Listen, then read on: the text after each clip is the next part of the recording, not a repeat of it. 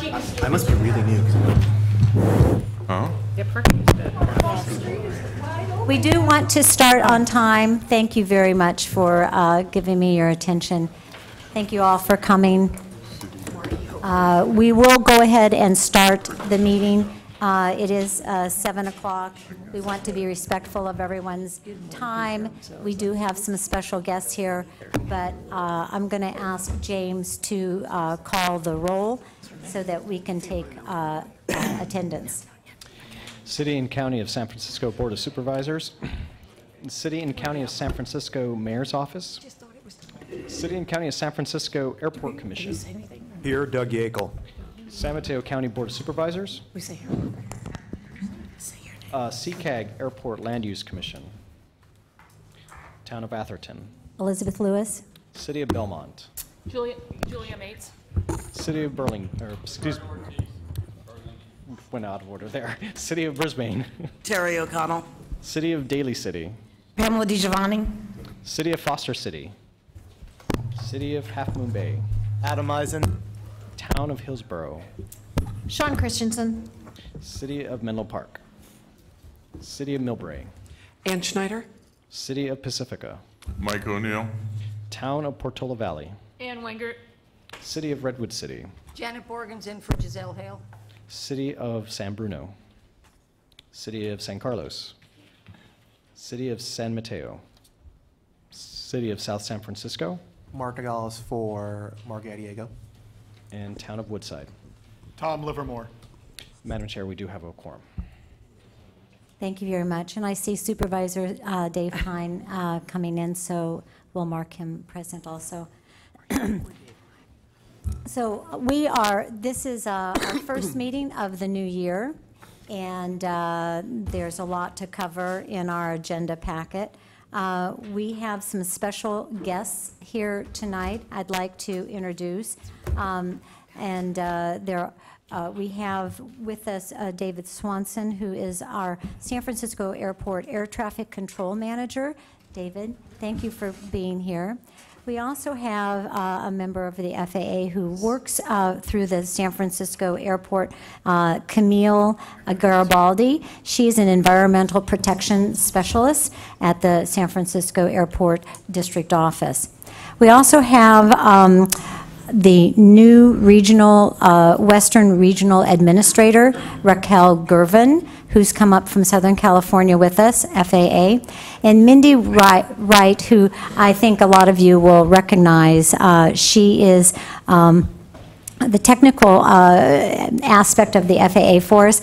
Her title is, Mindy, this is a big title, Manager, National Aerospace Analytics and Environmental, FAA Air Traffic Organization, Western Service Center Operations Support Group. So she has been with us a lot. She knows our airspace. She also was with the Select Committee, if you remember the Congressional Select Committee that Ann Wingert and Mark Diego and I were privileged, and Supervisor Pine was the vice chair of that, with the other counties, Santa Clara County, Santa Cruz County, and the other, and Palo Alto, Santa Clara, the 3 counties. Is that it? So thank you very much for coming. You know, we have a really big agenda. I was considering having the FAA speak first, but I think that after talking with the representatives here, they've scheduled some time, and so maybe it would be good to kind of have you see how our roundtable works and to get a sense of what we are about and how we do manage our the business of the people and the concerns of our residents in this forum, which is the oldest forum like it. I think 1982 it was formed. So we'll go on then to the item number 2, which is going to be every February we call for an election of a chair for the calendar year 2019. So I'd like to open the floor for nominations for the chair for 2019. Any nominations? Yes. I would like to nominate Elizabeth Lewis as chair, and if I could, I'll nominate Ricardo Ortiz as vice chair. Well, that's very nice of you, Supervisor Pine. And it's been a joy working with you. Do we have a second for these nominations? I'll second. Thank you, Julia, for both of them. Yes. Are there any more nominations that would like to be placed on the floor? If not, then I'd like to close the nominations and call for a vote. All those in favor? Aye. Any opposed? Any abstentions? And so the motion passes. Congratulations. He's been a really good wingman this last year, so I really appreciate it. And thank you all for your confidence in me, and I promise to do the best job that I can possibly do. Elizabeth, just if I could just Yes, sir. share a word. I really want to thank you and Ricardo both for your leadership with this group. I've served on the Roundtable for a good number of years, and this is a really demanding subject area. And it's, as everyone knows, extraordinarily technical. It's an area where our legal authority is limited, so we have to work in a collaborative manner. It's very different than our normal roles as council members or supervisors. And it takes a lot of work by the chair and vice chair to make this all happen. So we all are appreciative. Appreciate that. Thank you so much for your confidence. I'm going to turn over item number 4 to our coordinator, James Castaneda, for the approval of our year calendar.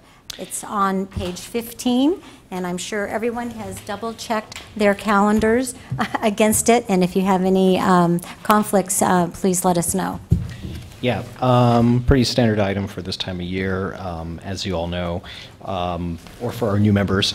Roundtable meetings are typically the first Wednesday night of every other month, starting in February. So as a matter of course, every February we just bake those in with this resolution that we have here. So on page 15 is the list of dates for 2019. So if take any questions if anybody has any, but those are the dates for our regular meetings. Anyone have any objections? Vacation conflicts? All right, I'll call for a motion to accept the calendar for 2019. So moved. Second. Ann, that's moved by Mike O'Neill from Pacifica and second by Ann from Millbrae, Schneider from Millbrae. All in favor? Aye. Any opposed? Any abstentions? Motion carries. Thank you very much. So we do have some public comments for items that are not on the agenda. And I'll take your speaker slips. Let's see. Okay. So the first one I received this evening was from Rosie Hayes. She says she's from San Mateo / Foster City. I think she lives right on the border, Rosie. And after Rosie, we'll bring up Jim Woodworth from Foster City. I'm going to give you 2 minutes, and I have a little timer here if you can pay attention to the ding. Can you guys hear me without the... I think it would be best if you do because we are recording, Rosie. Thank you.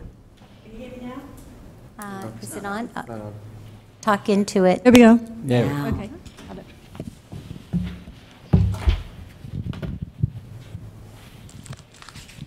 Okay. I've lived in the Foster City area for over 30 years and my current spot in East San Mateo for over 21 years. In the past, we never had plane noise. The planes actually, the landings on 28 left and 28 right were over the bay, in effect. However, since Next Gen, we now have constant noise from the arrivals on 28 left and 28 right, which are flying, in effect, over the top of Foster City and East San Mateo. What does that mean for my quality of life? I can't sit in my yard. I can't open my windows in summer. I now have to sleep with earplugs and a white noise machine. During the day, I have to keep all my windows closed. and I have to have music on to distract from the constant noise of the planes. Basically, this has destroyed the quality of life for many people in Foster City and East San Mateo area. We're miserable, we're unhappy, and we're wondering if we need to move. So the easy solution, it seems to us, and of course we're looking at a very simple solution, we think, is to move the flights back over the bay instead of over the top of Foster City. I think that's the Big Sur path versus Surfer 3, although I'm just getting in tune with what's going on here. But basically, our quality of life has been destroyed, and we have a lot of very angry and unhappy people in Foster City and East San Mateo. Thank you. Thank you very much. Jim.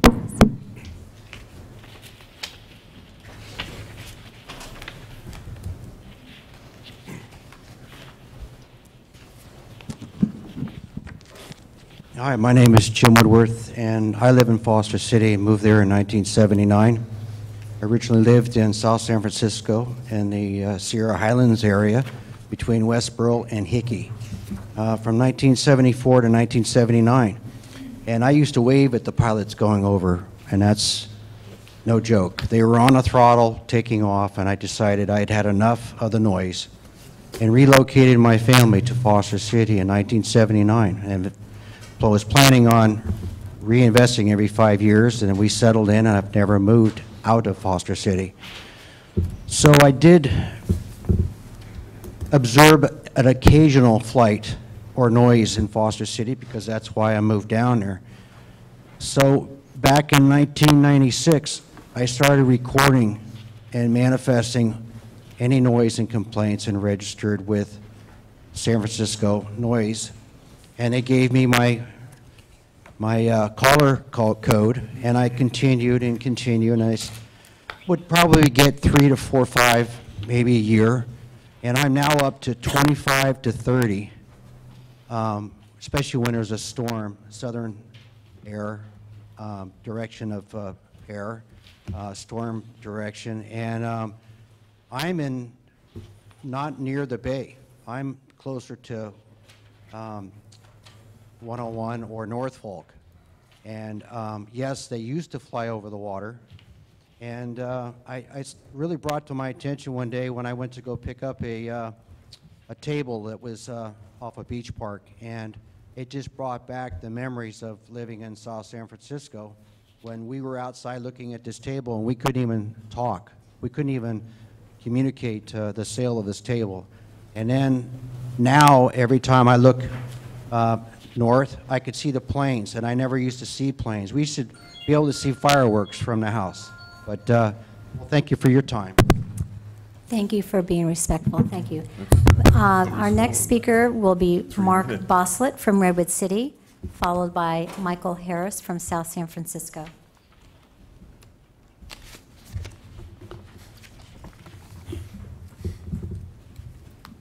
Good evening. So I'm here to identify a neighborhood for you as well, this one in Redwood City, where we get an exorbitant amount of traffic from SFO, and didn't just a few months ago. And it seems to be on the increase.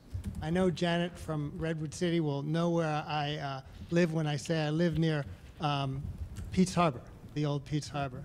So we're on the bay, we're very close to the water, and we get aircraft from 4 different directions.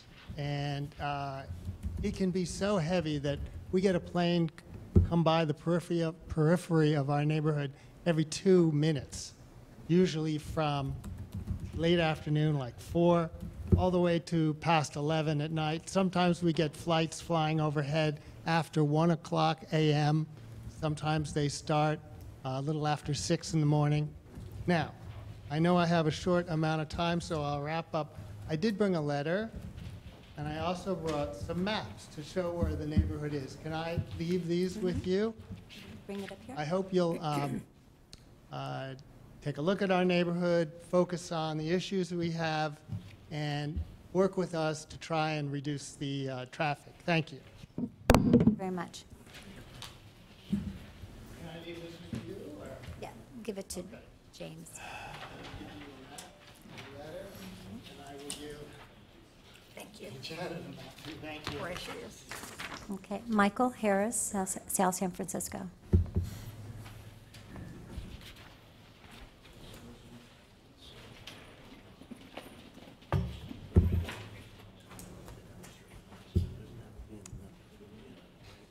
Oh, maybe, yeah, okay, thank you, all right.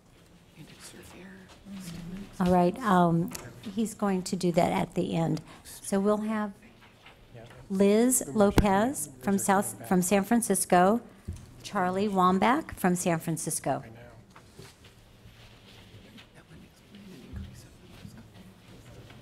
My name is Elizabeth Lopez. I'm from Visitation Valley in San Francisco. My comment is we have a great opportunity to mitigate noise for San Francisco, Brisbane, Pacifica, El Granada, Daly City with this night hush that the FAA is willing to work with the San Francisco Roundtable on. And I just want to make sure that we are looking at this. I just don't see it on the agenda to discuss, and I don't see a working meeting set up, so I wanted to make sure that, one, we are going to look at this, and then two, one of the preliminary qualifiers for the night hush is to do outreach to Marin, and I wanted to know what kind of metrics, data we have that we're going to provide them so they can make good decisions for their community. Do we have any of that available? Do we know what we're doing? I can't speak to that right now. I don't know. Nobody knows? Yeah. And then also, why, can I ask why this wasn't on the agenda? Because this is affecting a lot of different communities. So, or is it on the agenda and I don't see it? So the agenda was set, and we had this letter that was supposed to have been addressed in December from the FAA, and we wanted to have that addressed at that point. So. Thank you.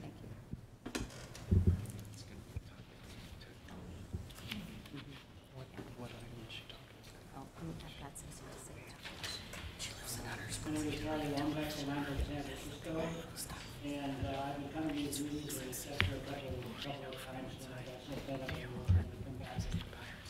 But for about 3 years now, nothing's gotten any better. And this baloney about Marin County, while I was reading that FAA thing, and they said, oh, we're going to ask them if it's okay if we fly over their homes. Yeah, okay. Did they ask us if it's okay to fly over our homes? No. And I think everybody in here. Everybody in here has a flight path going over their homes. It's not only one, okay? You're not the only one. I'm not the only one. My wife reminds me of that all the time. She says, you're not the only one that this is happening to. So, you know, and I notice the airport just keeps expanding and expanding and expanding. Maybe we need to stop expanding. I worked in the airport in the 1960s and the 70s. And at that time, they only had a central and a south terminal. You know, imagine how much is built up since then. And if we just keep adding on to airports, we're just going to keep adding on to flights. You know, it's just crazy. We have to stop and just slow this whole process down. Thank you, Charlie. So the last speaker card is Mark Shul from Palo Alto.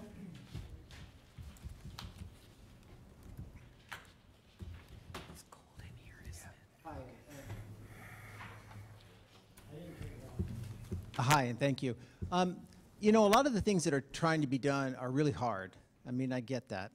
But there's some of things that could be done if there were some real focus. So I think several times I and others have brought up a problem that occurred during the last change of the surface structure. When the Class B redesign was done, they changed the surface structure such that there seems to be a major overenergy problem at the end of the star at Eddy, which causes all 380s and 319s to deploy air brakes almost 100% of the time, adding tremendous amount of additional noise.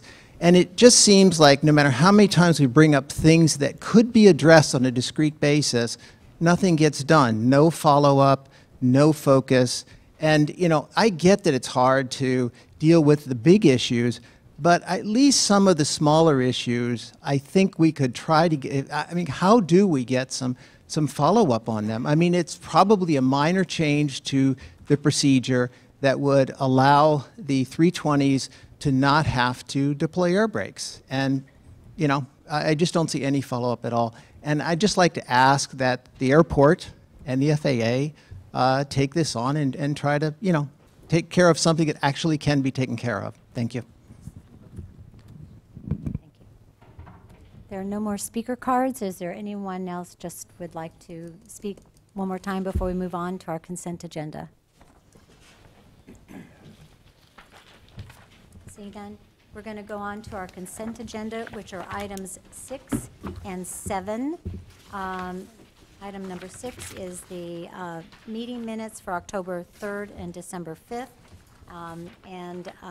Item number 7 is the director's reports for November, December, and the Fly Quiet report. Does any member of the roundtable want to pull an item? I don't want to pull, but I have a question. Go ahead. Ann? In reviewing the minutes, under the public speaking section, it just lists names and it doesn't list topics. Is that a new style that we've gone on in my year being gone? Yes, because since the meetings are Recorded. videotaped, it takes a lot of time to. Even to just list what their topic area was. Yeah, do you want, well, I could do that, but it's, there's a trade-off on. No, I understand. It's just, I think what we wanted to do last year was just simplify it to like action minutes as best as possible. They're not detailed. We wanted to log them who had spoke, but we have the video as record. Okay, I can sort of understand that. I guess I'm always somebody who likes a little bit more in minutes, but I know in the December meeting on an item not on public speaking that I spoke, and I wasn't listed either. So I was just a member of the public at that point. Okay, So well, just, if as long as there, we're- if So there are was a you- speaker card to it, Yeah. then yes, I would have indicated on there. Oh, I'm pretty sure I handed in a speaker card, well. but maybe it got I lost at the don't- end. yeah, I think you came up at the very end. It came up during the ground-based Yeah, noise yeah. On there. So So in the future, though, if somebody comes in to speak on an item on the agenda, they will be noted, just with a name. I'll do my best. We can follow up afterwards, Okay. but there's a rhyme and reason that these are truncated. So. Okay. And then I had a question on the director's report. Sure. And if you want this to be moved to ground-based noise, I'm happy to do that. The director's report is very much in-flight noise and some references to takeoff and landings. But as we start investigating ground-based noise, there's a number of additional metrics that should be discussed in here. And again, I'm happy for this to be tabled at our next ground-based, but I went through this with a pretty fine-tooth comb, given that we're now looking at ground-based noise, and there's a number of So, data points we need to yeah. add. So I think that should come up through the committee as recommendations and not in this type Okay, of. well, I just wanted on the form. record for the minutes tonight that Understand. these airport director reports are not reflecting the noise that's hitting my community and some of the other communities tonight. It's really lacking. Okay. Anyone else have a comment? Pull anything on the consent agenda? Seeing none, I'll call for a motion to approve the consent agenda. I'll move consent. Can we add Ann's Ann's comments? comments? Yes, I'll move consent with Ann's comments. Do I have a second? Second. Okay, Dave Pine, Supervisor Pine, second.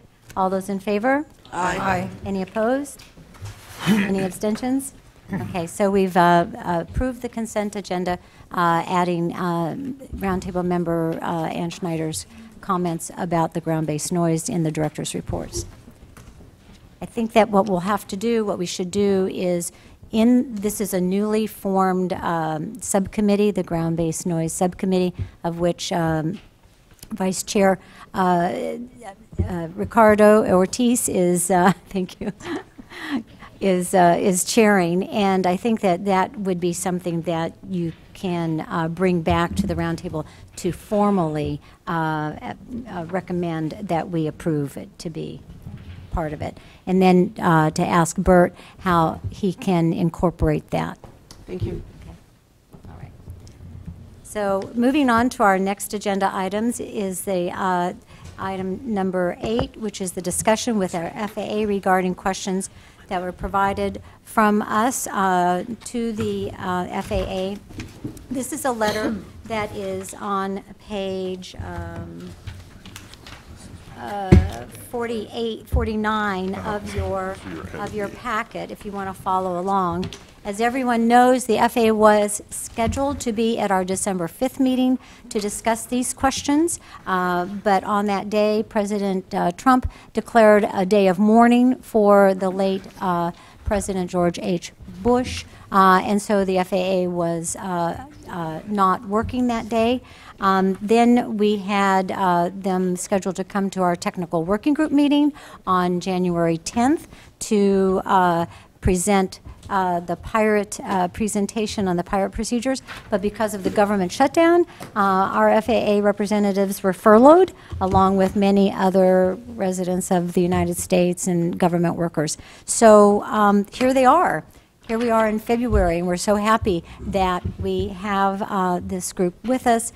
I'm going to introduce Raquel Gervin, who is the new Western Regional Administrator, to actually speak first. And I think Raquel is from a top level, not technical level, but a top level from the FAA's administration, how they intend to continue working with roundtables such as ours, but you have to give her just a little bit of grace because I understand this is her first ever roundtable, and you know how that goes because she's relatively new on the job. Raquel, would you come up, please?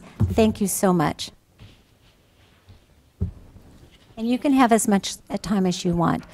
Take as much time as you want. Good evening, everybody. Yeah. So thank you very much for giving me a little bit of your time. It is, in fact, my first roundtable, and I have to tell you that I assumed this position. I was officially transferred to this position on December 23rd. That was the same day that our funding lapsed. And so for 5 weeks, I was doing the job of what we needed to do during that time, which had nothing to do with a regular job. And so I'm actually on my 7th day on my regular job today. So, and the main reason that I wanted to come here was I realized, precisely as the mayor had said, that we had missed a couple of meetings already, and I know that we needed to come back to you and give you some of the answers to the questions that you have. You know, it is extremely important to us to make sure that we are working with a body like the Roundtable, because noise really is a tough issue. Aircraft noise really is a tough issue. It is not, solving it or dealing with those issues really requires the involvement of a lot of folks, because it isn't just the FAA that's working it. It isn't just the airports. It isn't just the airlines. It isn't just the manufacturers. We are all sort of in this together, and certainly we really need to work with the elected officials and the communities moving forward, because as you may or may not know, certainly in terms of trying to make the aircraft quieter, you know, aircraft unfortunately still have engines and structures in order to transport people and things. And, you know, airlines still have to carry us and, you know, and our goods. And of course, aircraft do have to fly in and out of airports. And so with all of that, you may or may not know that in terms of, you know, ways that we can address this issue, we are working with our airport colleagues or airline colleagues or aircraft manufacturers and engine manufacturers and NASA and the FAA to try to address this issue. But there's no question it is a challenging problem, and we are here, we are hearing your issues, and you know, it's a tough problem, but I think only with a forum like this and with folks who are at the Roundtable can we really move forward. Mm-hmm. So I really appreciate the fact that this is a long-standing body. I have heard of the San Francisco Roundtable used as the model or the example, you know, the gold standard of how you do this. So I'm very much looking forward to working with you all. You know, some of the answers maybe you may not like to hear, but this is part of what we want to do, is really engage with you. And, you know, when you ask us questions, we want to be able to give you the answers, and they may not be. So would you be willing to take just a few questions from the roundtable body? Oh, sure. Right now? Absolutely, On a absolutely. kind of just really respectful, broad base. I mean, I guess one of my questions is that so much of our angst kind of was initiated with the next-gen rollout. I think that prior to that, a lot of the members here, residents, could say that they had more of a quiet life, and they could kind of deal with some. I mean, people have always had, I mean, the reason we're formed is because we had problems with airport noise, right, back in 1981, but it just exacerbated it. So is there any, from your perspective, any management decisions about how that could be rolled back or modified? I mean, I think that's kind of what we're looking for also. So, you know, just a policy comment. I think how I would address it is that, so at the FAA, we have a mandate to ensure that we have the safest and most efficient system, airspace system in the world, or should I say that's our mission. And one of the things that we're doing to enable that is modernize. And so the work that we have done to date has, in fact, to work towards that. Now, the question of, I think, turning back, as you describe it, to us, that doesn't seem to go with the job that we have to do, which is to modernize. Now, that doesn't mean that we don't listen and try to come up with ways to how to move forward while we're continuing to modernize. If I could, does that make sense? I think that's what we've heard with Glenn Martin before and everything. So I don't want to put you on the spot. That's not, but I think that that's kind of an overarching. And I know that our residents have a lot of emotions about this, but we have to be very respectful and have questions. Yeah. I mean, Charlie. Okay. All right. Thank you. Anyone else? It used to be quiet, and now it's noisy. I didn't hear noise for the first 50 years I lived in my house. All right. Okay. All right. Ann? We're not going to go line by, or item by item? Yes. She's not the technical person. Okay, sorry. I'm going to bring Mindy. Just, yeah. Thank you. Yes. Yeah. So before I let Mindy answer the questions, because I know that's what you're wanting to hear, I did just want to note that, as you might imagine, with a 5-week lapse, we are having to reprioritize our work, and that includes, you know, doing all the work with the roundtables. Mindy is just one person, and she's actually, because she's here, that means she can't work on the other similarly challenging and similarly important issues in the Bay Area, including the Oakland folks and the San Jose airport as well. So we are dealing with a lot of things, and part of it is we're going to request a little bit of your patience as we try to work through the challenge of the shutdown and you know, moving forward. So please bear with us a little bit. But Mindy's got some answers for you. Hey, Mindy. We're going to take a look at our letter of November 5th, and I know that there are 4 broad questions, and I don't know how you want to prioritize them.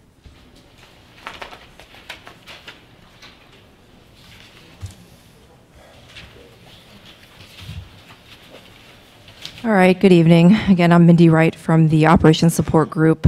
some technical answers, and I do appreciate, the patience, the 5-week shutdown and the holiday. We were really kind of feeling the pressure to get back on track. So I'm happy to be here, and thank you, Raquel, for your kind words. We were supposed to answer some of these questions a few months ago. I am prepared to answer 3 out of the 4, so we'll table that, we'll put that on hold, and we are committed to answering those questions. So I kind of grouped these together for question 1. This has to do with the Dumbarton procedure that was decommissioned. We covered this back in October at length, and I talked about some of the challenges that we have with the headings. So we talked about the 80 heading, the 85 heading off of runway 10. Now what I explained in October, and I'll refresh everybody's memory because it has been a while. When we're using that particular runway, usually there's some strong winds, and that creates a very, it's a safety issue with Oakland for aircraft departing San Francisco to get above them. So it's not a preferable heading because we're turning them into the traffic. And so we cannot recommission, if that's even a word, but recommission the Dumbarton. But I wanted to say that I talked with NCT, and if the Roundtable is willing to be the proponent of a new procedure with an 85 heading, we will enter that into the gateway on your behalf, and we will start the point 41 process to look at that. Now this commitment is, it cannot be used during the day and during high volumes. I mean, that isn't understood. I don't want to set the expectations really high, but we're willing to get that published and utilize that when we can. So that'll be, nighttime operations when it's slower, and that way we can, move those aircraft off of, the land. So. Can I ask our technical consultant to maybe respond to that offer? Justin? Sure. I think it's great. You said 085 heading, yes. Degree heading, right? Okay, thank you. And you would put that into the IFP gateway. Right. So yes. So exactly how would that be done?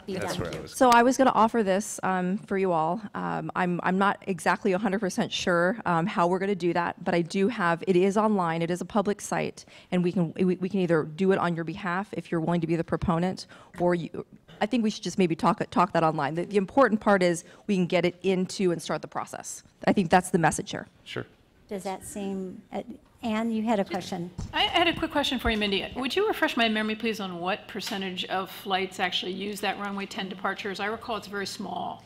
It is very small. It's not a preferable one. I don't have a percentage, Anne. I could get that information for you. Bert may have that. Bert, do you have any runway 10 info? Okay. Yeah, I don't, but it's southeasterly conditions. Correct. As the first Correct. criteria, and not main time. Yes. It's evening, as you said, in Yes. quieter times. Yes. Okay, so it's probably going to be, just to frame it relative to some of the other issues we'll be looking at, it's just not a big usage, or a big. Correct, but it wasn't asked by by you all, and so I this appreciate is, that, and Okay. thank you for that. All right. Yep. So, yes, Mike. I have a question. This is my first meeting, so I'm still learning the protocol and a lot of background. But you said that the Dumbarton thing could not be recommissioned. Why? The Dumbarton was a conventional procedure, and as Raquel stated, that we've been mandated to modernize. And so we're not going to recommission a conventional procedure, but we could do something that called like a mimicking or overlay. So I'm not familiar with the Dumbarton, what that particular heading was. We were asked to look at the 80 and or 85 degree heading off of runway 10. And so what I had offered was we would look into starting the process, the point 41 process, on a procedure with an 85 degree heading off of runway 10. And you say look into, is there a date definite for that? I can't give any specifics because right now we are recovering from the furlough, and we're reprioritizing because a lot of the procedures miss their publication date, and so but we can get it into the IFP gateway, which is our the way we track it, and then what happens is we do like a safety assessment of it, and then it starts that process. We put a full work group together and so on and so forth. So there'll be milestones once it starts the process. So timeline, I can't give it to you right now. Like I said, we are working through a lot of the safety situations as far as publishing those procedures. Hopefully, we'll have a better idea next meeting on where we're at. But the good news is it has been deemed feasible by the facility. So. Well, that is good news, but I guess what we all are kind of anxious to know is like, how will it be, put on the gateway, and will we be notified? And, there's a whole nother agenda talking about the IFP gateway being closed off from, people being able to look at it and review it, so. So I can kind of talk about that. I don't know at a high level as far as what the expectation is and being cut off, if you will. But the IFP gateway is a way that we track procedures and we get technical experts, airlines. It's not an environmental or a noise forum for people to complain or give their input. It's for technical information and sharing that information. So that's what the IFP gateway is for. Okay. All right. You have item number B. You want to? Yes. Yes. Quick question, and then this first part, so I understand the mechanics. So, what is our next step to getting this started? Into who's going to do it? What's going to happen next? So Ricardo, I can report back to you. I know that it's feasible and we can get it in. And you all are willing to be the proponent for the procedure. I can have an answer for you tomorrow. And again, I'm just trying to understand what we're responsible for to get this started, because you're saying we're going to be the proponents, which absolutely, we'd love to do it, but I want to understand who does what do we do? But that's fine, we'll take it off. We'll sign on the dotted line. Yes. Something like that. Well, and actually too, I mean, what I can offer is I can send you all a briefing on what the IFP gateway is, but pretty much it goes in, and then we assess it for its semi-feasibility, and then it starts going through the process with looking at it on paper. Well, not on paper. We're doing it on the computer. I'm living in '85, but yeah. So we start looking at it. So if you want some additional information, we can give a briefing here at the roundtable if you'd like, or I can just send it to you. It's pretty easy read. I'm very glad that you guys are willing to move forward with this. I just want to get it going. Yes. I just want to know what Agreed. to do next. Let's Okay. go. Okay. Do something is better than nothing. Okay. Any other comments from any member? Okay. Sean? Yes. I just really more question, and this is a question because I am not here every month, but what would the positive ramifications be of us acting as the proponent of this process, moving to fruition? The positive, as she explained, it will be mostly at night when there's not a lot of traffic, and it will keep, what is it? What hours constitute night? From when to when? Night is very loosely. It's usually 11 to 6, but it's traffic based. So I mean, just because it's 11 and it turns 11 o'clock, that doesn't mean that if traffic demand is there, we would just use it. We would use it when we can. But at least you'd have a published procedure. All it is moving the track a little further out towards the bay than where it is right now. Right, and so then the people along the coast. Yeah, it goes left. Thank you. Anne, yes. Now, isn't it in theory, if you can take a runway 10 takeoff, you're taking some of the pressure off of runway 1 left and right and doing a 50-degree turn? So it has a significant impact on Millbrae and Burlingame in the form of ground-based noise. Okay. That's something I would say bring it to, the internal, technical discussions for that. I mean, we were just looking at this request to see if it was feasible. I understand, but there are additional things, but we weren't allowed to talk about other ramifications. Oh, I hear you. This is a good one. Yeah, I hear you. I'm sorry, in response to that, I don't, my understanding, and correct me if I'm mistaken, those in the know, I didn't think it was going to change the volume. It's just going to move the track a little bit. Is that correct? That's correct. Okay, so that doesn't change the volume on runway 1. If it makes our airspace understand and accept this and be comfortable with it, to me it is one of the few hopes that Millbrae has.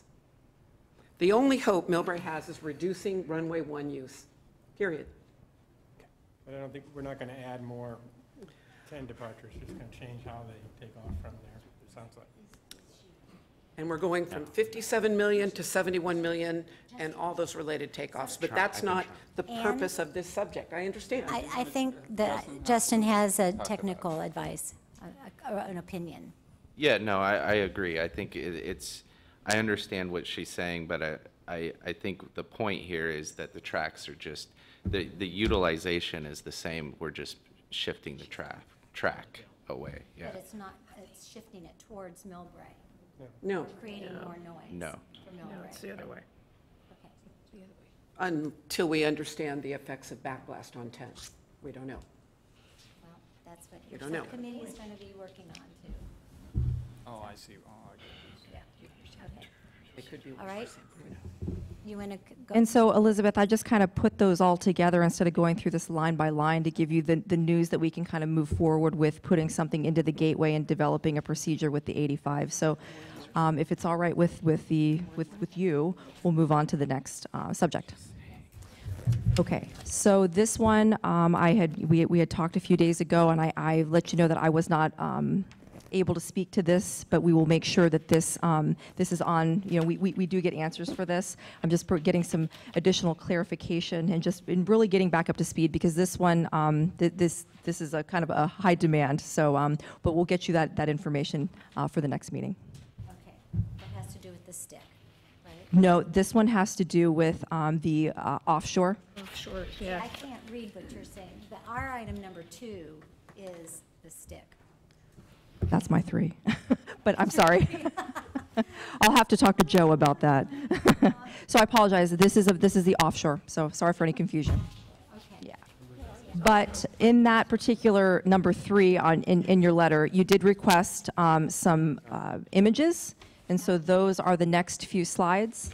We'll just kind of go through those. You have the stick Eugene port and offshore procedures, and you also wanted the special use airspace depicted on there, so you can just kind of flip through there really quickly. You also asked for the hours, but I just, as far as I know from the facility, they are variable, so they change. There's not a standard hour that the military goes out and does their activities. But I just want to make sure I addressed all the questions that you had.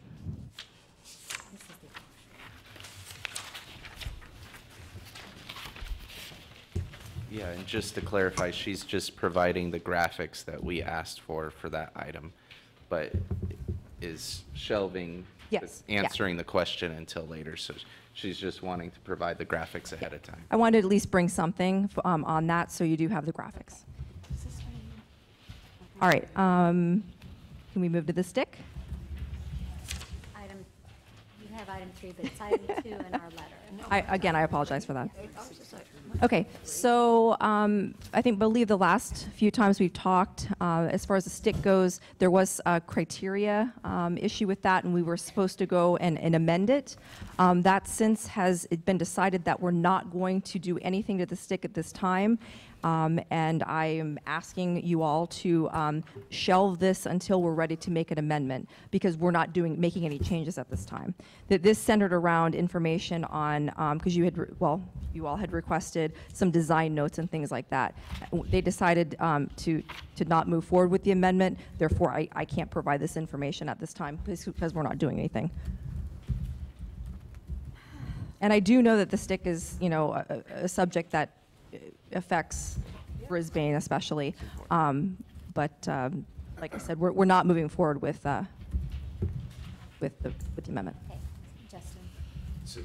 So just to clarify, you're not moving forward, but are you guys looking at possibly moving it east or southeast still? Or? Not at this time, no. Okay. Do you have a reason why? I don't. It was made in a different group. I was just told that we weren't moving forward with that, and so it was taken out of the production cycle. So we're like beating our head against a brick wall and trying to, help our residents under this flight path? I would offer that, you could request some additional information or send us some questions, because this was centered around the amendment, and so that's what we're focusing on. And because it's not happening, I can't offer anything additional. Yes. So when you mentioned shelving is for the future, do you have an idea of when that would be that we should bring it back up? I do not. Can I jump in? Can I ask who I know you mentioned that somebody else made that decision. Is there somebody that is that someone we could reach out to and discuss kind of the reasons behind that? I could find out the rationale behind. I mean, the thing that I can speculate is we have a very overloaded production, and this was a minor criteria issue, and I believe they just prioritized. But I can get some clarification behind that. But that would be pure speculation.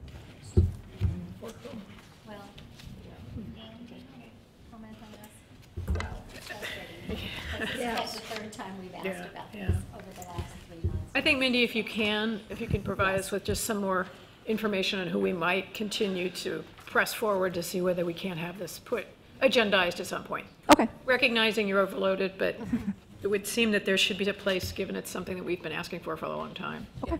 Thank you. And Elizabeth? Yes, Janet.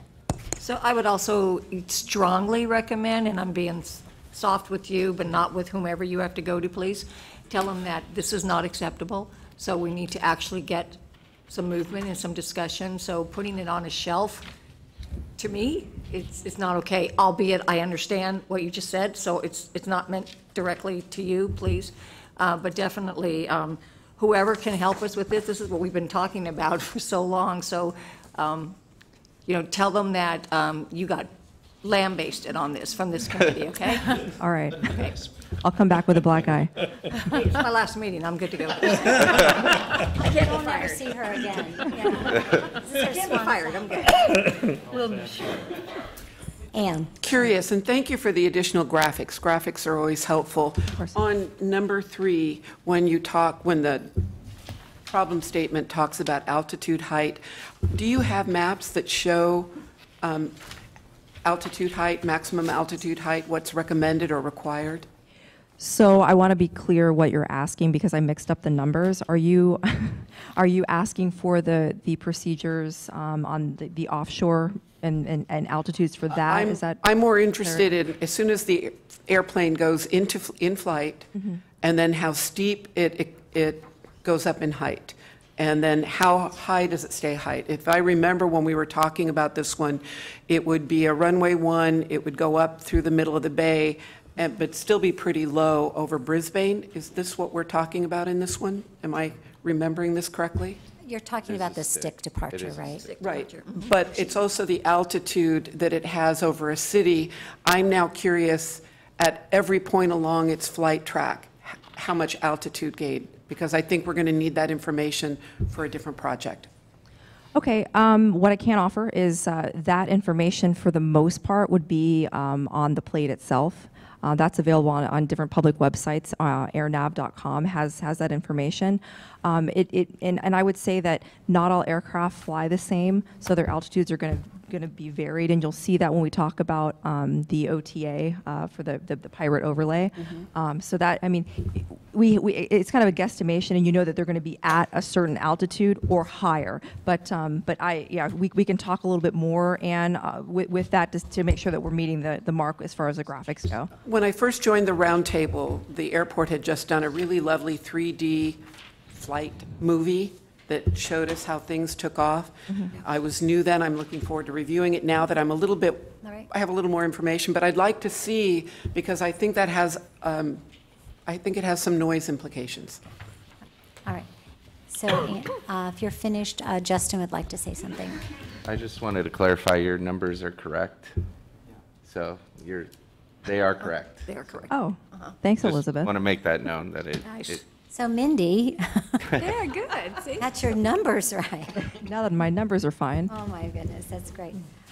Yeah, but some of the, news is not so great, but we got to take what we're getting. So are you ready to do the pirate? I'm ready, if you're ready. Okay, everybody Say what everybody else have your, I did, but. Mark is right. kind of give a little background of it, or whatever you're going to do. Yeah, I provided that in the.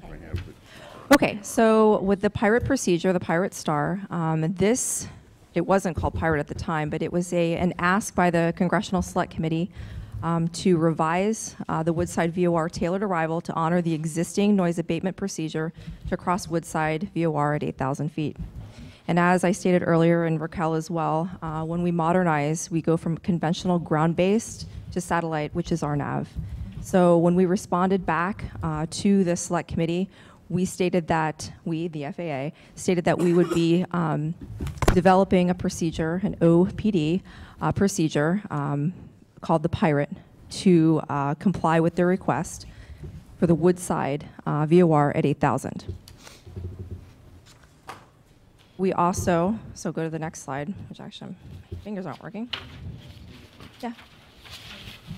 Oh, optimized profile descent. So kind of gliding down for those of you, that aren't familiar with that particular thing. You have a window, so you don't just have those, hard altitudes to where you have to be at 8,000, you have to be at 6,000. Those restrictions are the ones that use those speed breaks that people were talking about, or however the pilot slows down that aircraft and meets that restriction. So OPDs are supposed to be quieter because they allow the aircraft to glide down. So that's what this particular procedure is.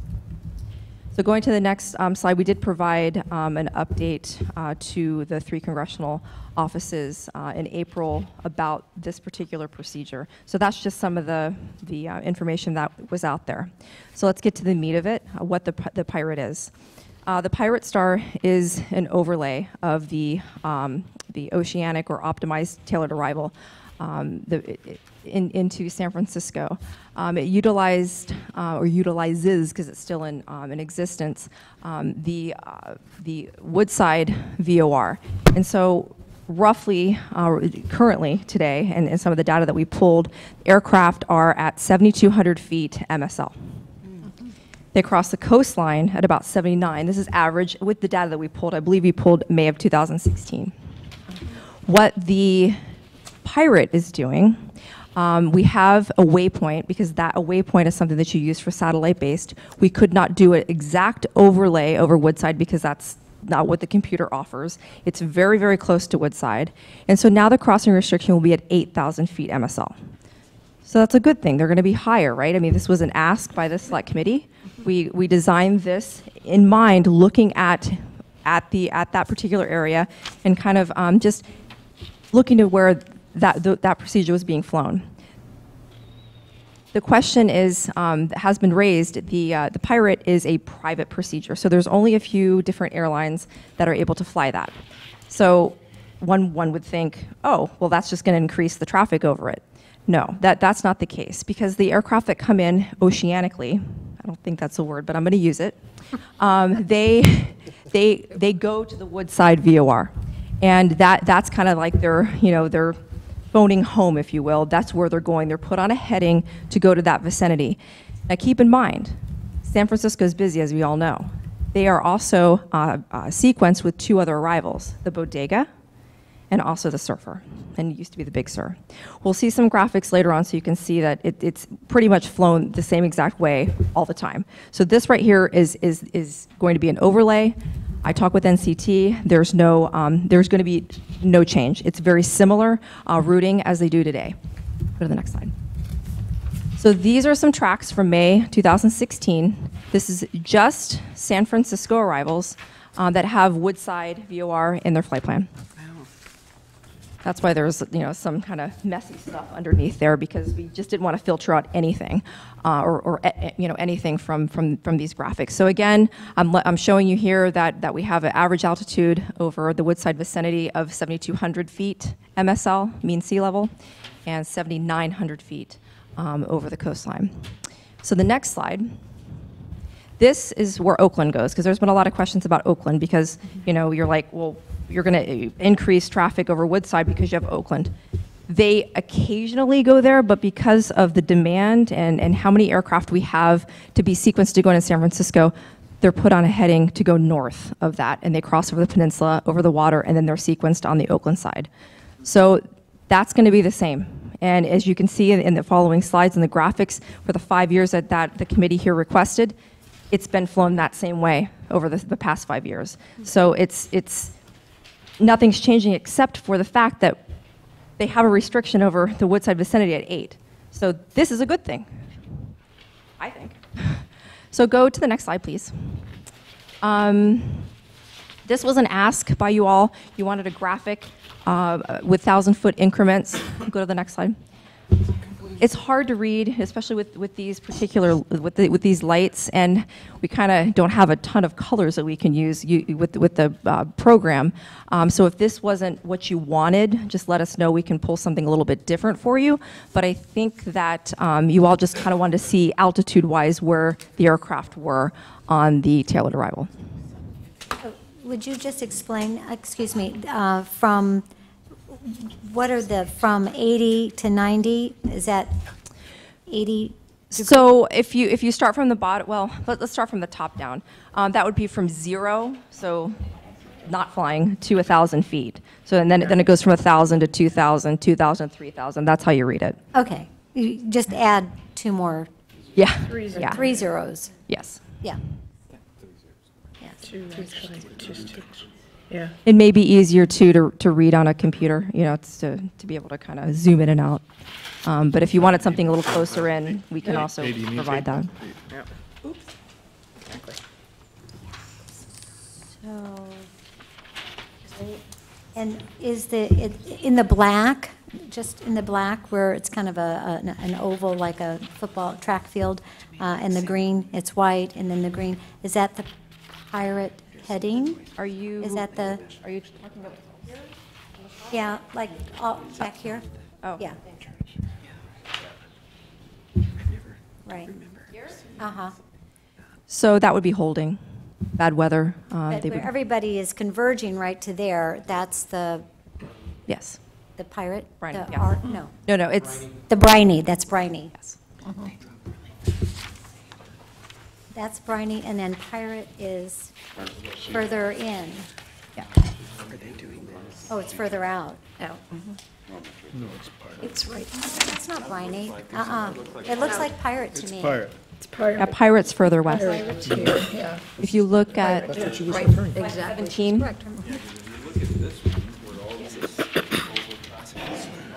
Right. The holding is at pirate, oh, thank you. right? Okay. You're know. pirate. Yeah, it is. That's what I mean, I was just trying to put ARG on here.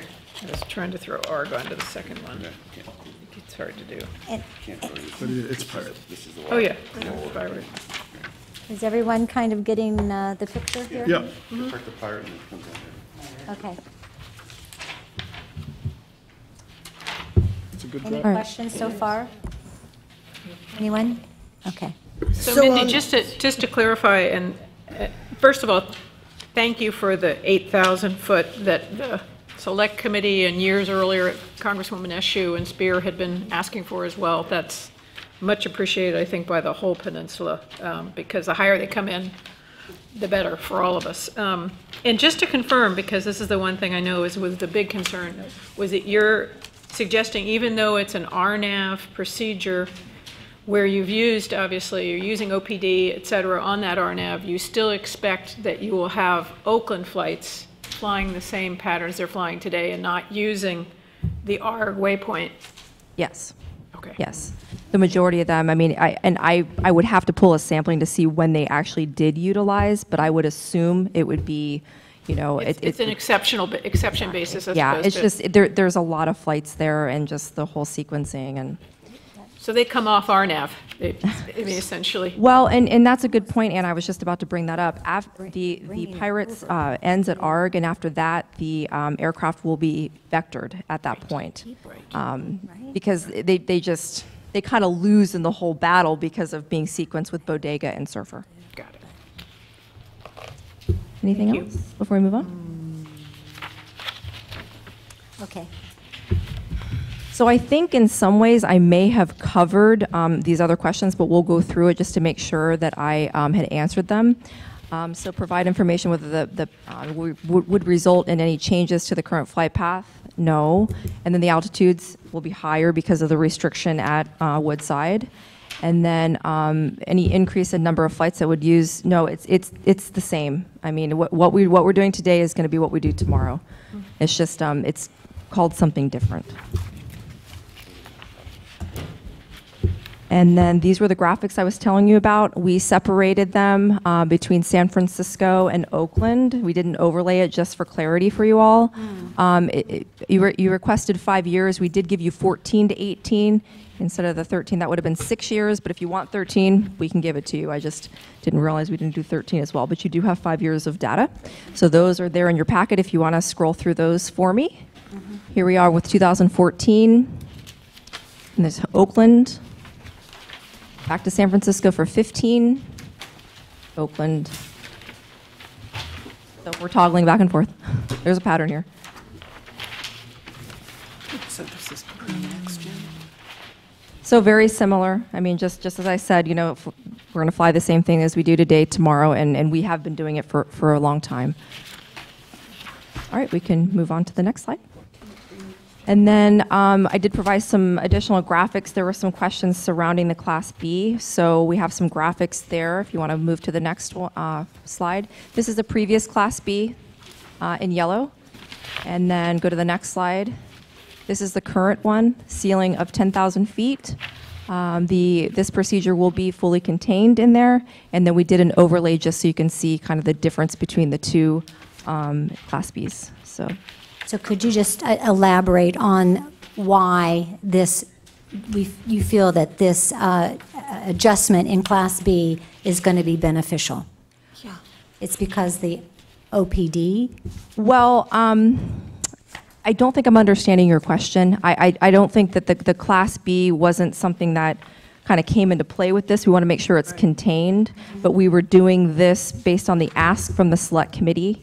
And then with design, we were making sure that it was contained in the Class B. I hope that clarifies.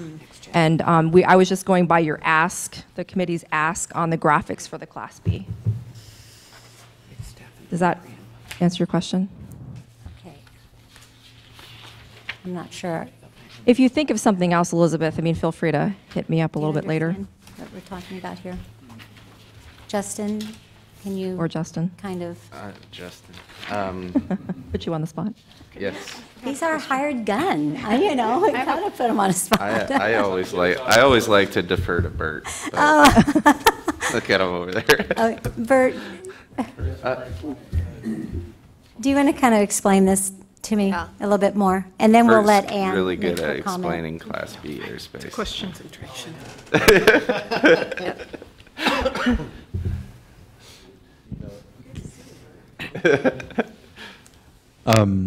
Wanted to first address that when it was explained to me by the FAA, the reason for the changes, you can see the magenta is the old Class B airspace, the yellow lines are the new Class B airspace. A lot of it was done to give back airspace that the FAA did not need or want to control. Other areas they needed to control and take better advantage of, so they ended up incorporating it. Also, too, you can notice instead of these, think of the magenta one as an upside-down wedding cake with tiers.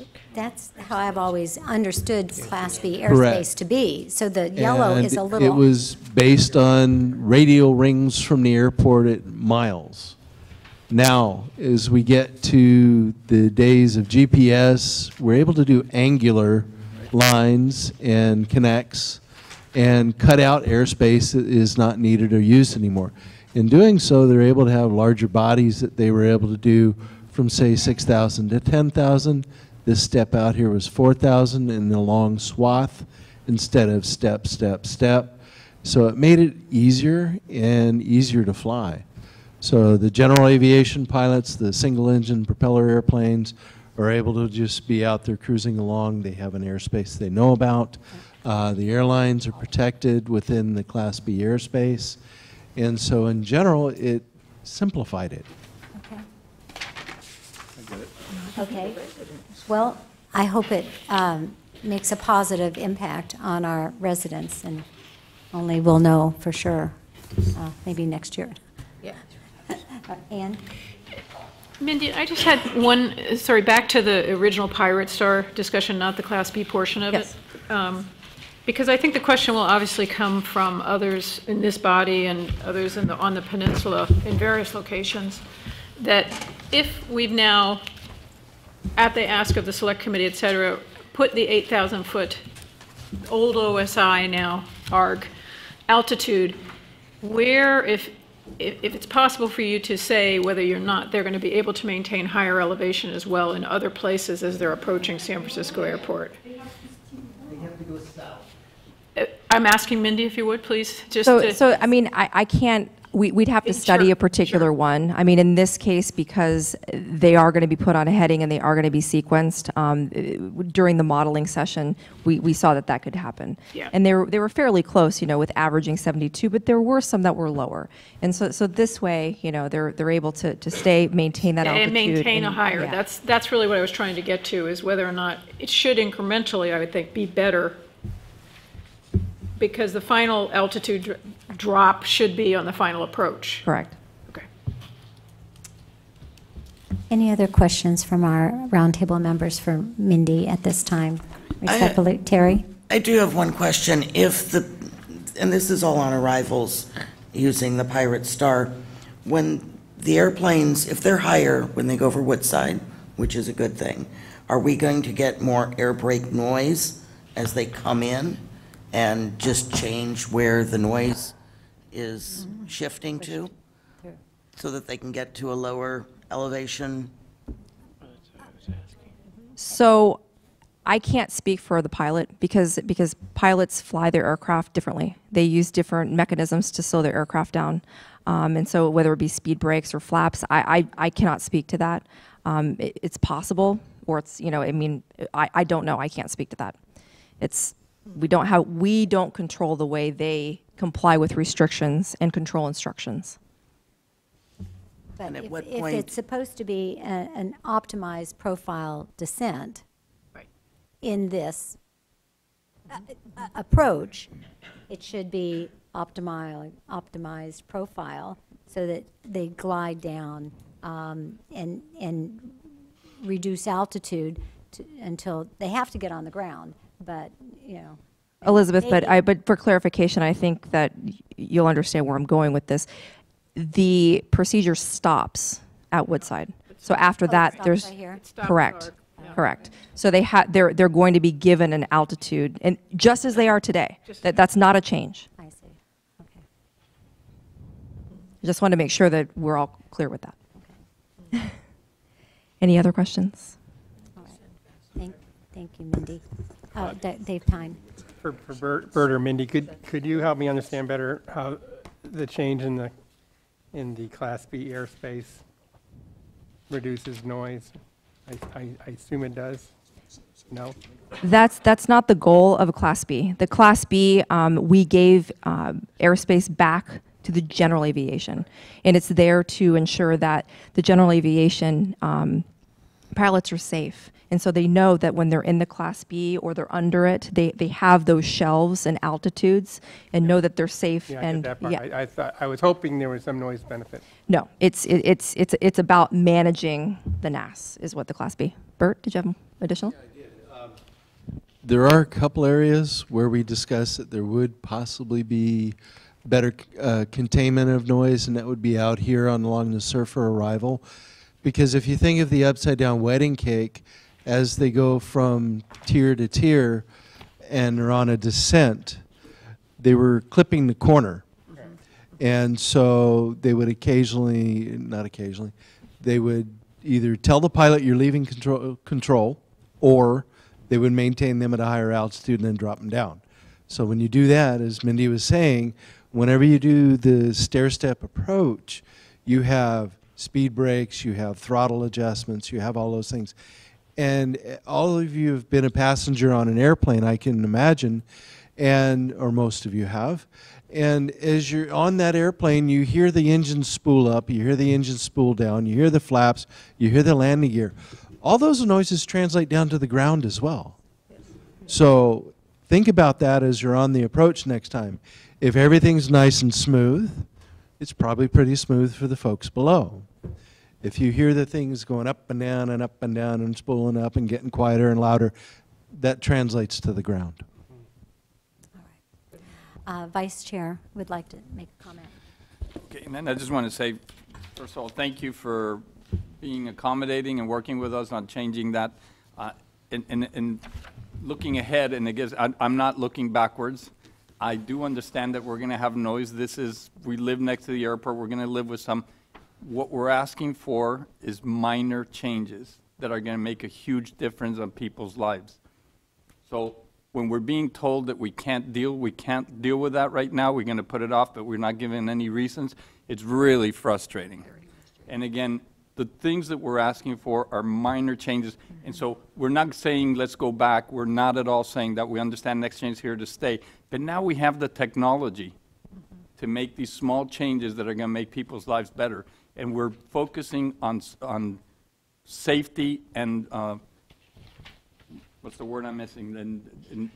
And all we're saying is we need to add to that equation, to that function of where we create these paths, people's lives and people's being able to sleep at night. And again, it's frustrating that and I'm not an expert by no means, but I've sat in this body for a long time now, and I understand that we're not going to move the needle very much. All we're asking is very minor changes that are going to make a difference. And so I would say, to take back to the FAA, is we're not asking for anything huge. These are small changes, and we're just begging that you please work with us. Again, tell them you got land-based. Okay. Mindy, thank you very much. You're welcome. Sit down now, and I'm going to open this item up for public comments, and we do have some speaker slips. I want to just set the stage that in public comments with these speaker slips, you'll get 2 minutes, and you address the roundtable, and we do not engage in dialogue with public comments. It's a time for you to make your comments, and your comments will be recorded, and you can express your feelings. But again, I would implore you to be respectful, and the FAA is here not because they have to be, but because they are trying to work with us, and we want to maintain that level of respect. So with that, I'm going to ask Peter Grace to come up, and then after Peter, it'd be Mary Jo Fremont. So Peter? You're not going to? Okay, fine. Thank you. Mary Jo Fremont, and then Mark Shul, and then Liz Lopez. Mary Jo, she's from Palo Alto. Yes, thank you. So I want to comment on the pirate. So there's the new waypoint, ARG. This OPD procedure will end now at 8,000 feet, which is a little bit higher than before, and that may reduce noise for the residents up to that point, coming from the ocean to ARG. The thing that I would like for you to think is, how can you be changing the altitude of the last waypoint on that procedure? The airport has not moved. So you have a plane that's higher, and it still needs to go to the same exact destination, and the FAA is claiming that it will not change anything for people on the ground. I want to see the data. I want to see the analysis. Most people leave after ARG. And if the waypoint is higher and the destination is the same and they're going to take the same path, it's going to be really noisy because they have to go down really steep. So talk about energy problem, dissipating that energy, slowing down these planes. We in Palo Alto, we're going to get even more noise. So there is a process problem here. You cannot claim on noise that it's going to be better because the altitudes are higher. No, it's not that simple. And the FAA has tools to analyze this. So I want to encourage you to go to a due diligence process. Do the analysis where the people on the ground live and show the impact.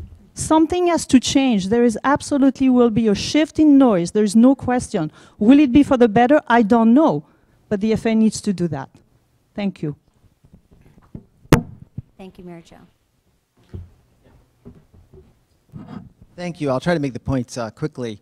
covered a lot of things. On takeoffs, I know that one of the things that keeps coming out of the analysis is that if you take out off over the water, over the bay, it's automatically a quiet takeoff. We know from the bad weather takeoffs that the climb outs go over Palo Alto at about 7,000 feet, and they're horrifically noisy. So you are moving noise. Just keep that in mind.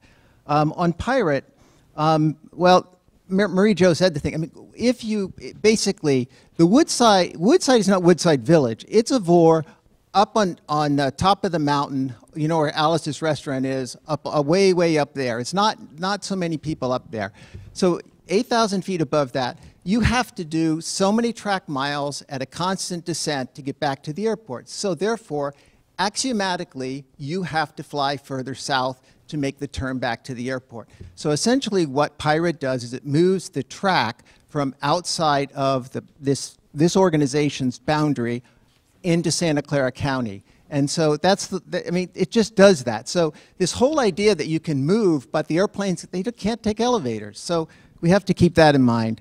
OPDs essentially are designed to make every single flight follow exactly the same path, no matter how different the aircraft is, et cetera. It's designed for throughput, reduced separation, not for gliding. It is replacing tailored arrivals.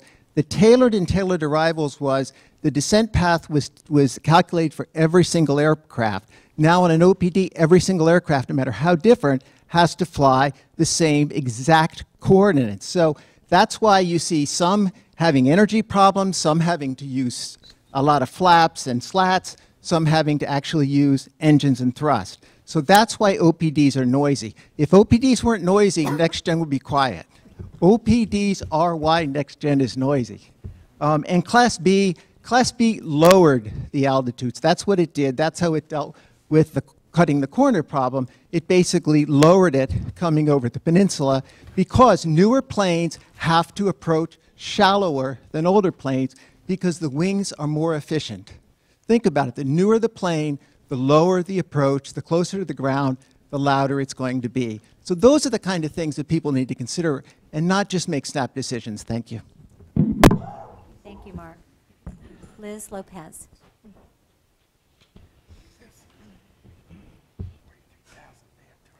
San Francisco. So my question is regarding the stick, so the southbound departures offer one way, 1L, one left. We had the item number 3 that wasn't answered. So just like the Roundtable wants the FAA to give them some leads as to how to move forward, like the community, we're also asking for some leads of the Roundtable, like how do we move forward? I feel like the FAA did give us some response to the stick in terms of the night hush, and so what I'm asking is how do we move forward with what information they have already provided us? And that's what I'm asking the Roundtable. And I know we're often ignored, and we're often told, like, you can make a comment, but we're not going to answer you. But just like you're asking the FAA to be responsive, we're also asking the Roundtable to be responsive to our needs, and I feel like that's not happening. So I think the summary I would make, my comment, is that we're going to have a technical working group meeting coming up in March. And so when we set the agenda for the technical working group meeting, certainly we can integrate some of these comments. And I think we were going to talk about the hush. We were trying to work through it, right? Yes. That was going to be on our next technical working group meeting. I'm pretty sure that was yes. my understanding was we were going to get to that after this was. After we had gotten the response from this letter, which had been written back in November, supposedly answered in December, and going forward. So that is something definitely that we will work on. What I hear from is that maybe we need to see some modeling from the FAA, how they are doing the actual modeling of the flight tracks and how those Pirate planes are going to get, what track they're going to end up taking going into San Francisco Airport, how they're going to get to the ground. Because we know that they do modeling. They did modeling for us. real time practically in the select committee. You know, so maybe that would be one of our next asks so that we can see that. Does that make sense? Anybody else have a comment or, yes, Ann? I think that Mindy probably hit it. I mean, what I would want to clarify in that ask is that that's the vectoring. It's all vectoring from that point forward, which is fine, because I think we'd all like to see the vectoring, because that's what's dispersion, creating the greatest, right? Because that really is the heart of the issue. Once it hits ARG, then it's all vectoring. So I think that would be the most useful data for us to see, and I'm not sure how we would define that exactly. Yeah, well, we're going to have to put our heads together and do some conference calls and figure that out. So I'd like to close this item unless there's something else that someone else wants to make a comment about it on. Okay? So I'm going to close this item and going on to our next item. Doug Yakel, our communications, Airport Communications Director. Thank you, and I'll keep this real brief because I know we've got more to go through. We spent a lot of time last year talking about GBAS, this technology the airport's investing in, and hopefully as we've been providing that education, we're also setting expectations that this is a long process. This will take years to really get to where we want to get to, and really the first step in this process is to establish GBAS procedures that replicate the current flight patterns that are happening at SFO. That's important because this is a technology that the FAA has yet to endorse. So in other words, we, airport and airlines, need to kind of demonstrate the validity of this system in order to get that kind of buy-in from the FAA moving forward. So step number one, replicate what we're doing today in a GBAS format. Those GBAS overlays, as we call them, the overlay of the existing way of doing business, have already been submitted to that IFP gateway. We're hopeful that we'll be able to begin flying these in March of 2020. So again, that's step number one, and that's already a year away. But the goal is begin doing that, demonstrate the validity, which will then allow us to really begin moving to those what we call innovative procedures, procedures that do not exist today that really could offer some relief to the communities as we've described before. So we're going to keep you informed on that. We're also updating our website to add a GBAS page. We'll let you know when that's ready to go. And look forward to more progress there. I also want to briefly update you on our second chance and replacement noise insulation program, which we launched in July of last year. As of this week, we've received over 700 applications for replacement and repair. Over 500 of those do fall within our noise exposure map. We've also received 470 second chance requests, and 168 of those fall within our noise exposure map. We've been conducting initial site surveys of the properties that are within that noise exposure map, and as of this week, we've visited over 240 properties, and we've started performing acoustical testing in some of those properties as well. So what's next is we're preparing letters that'll go out to the applicants, letting them know of the receipt of their application along with the status of that application. And then lastly, I just want to touch on something that Liz Lopez brought up, and we've just covered it as well. Great to hear that the noise hush is going to get agendized in the next technical working group. As you know, the FAA has come back to us to tell us that this is, and again, this was the idea of a transition to GOBS or another waypoint offshore. And the FAA has told us that this is technically feasible, but they're essentially looking for this body to formally ask them to move forward with the rest of the analysis. So glad to hear that that's moving forward. That's all for me. Thank you. Any roundtable member have a question for Doug? Ann? And some of this I think I'm doing because I want it on the record. In the olden days, a good portion of Millbrae fell within the 65 decibels. Due to changes in stages of airplanes, we no longer qualify, except 15% of the flights take off using runway 19 or land using runway 1.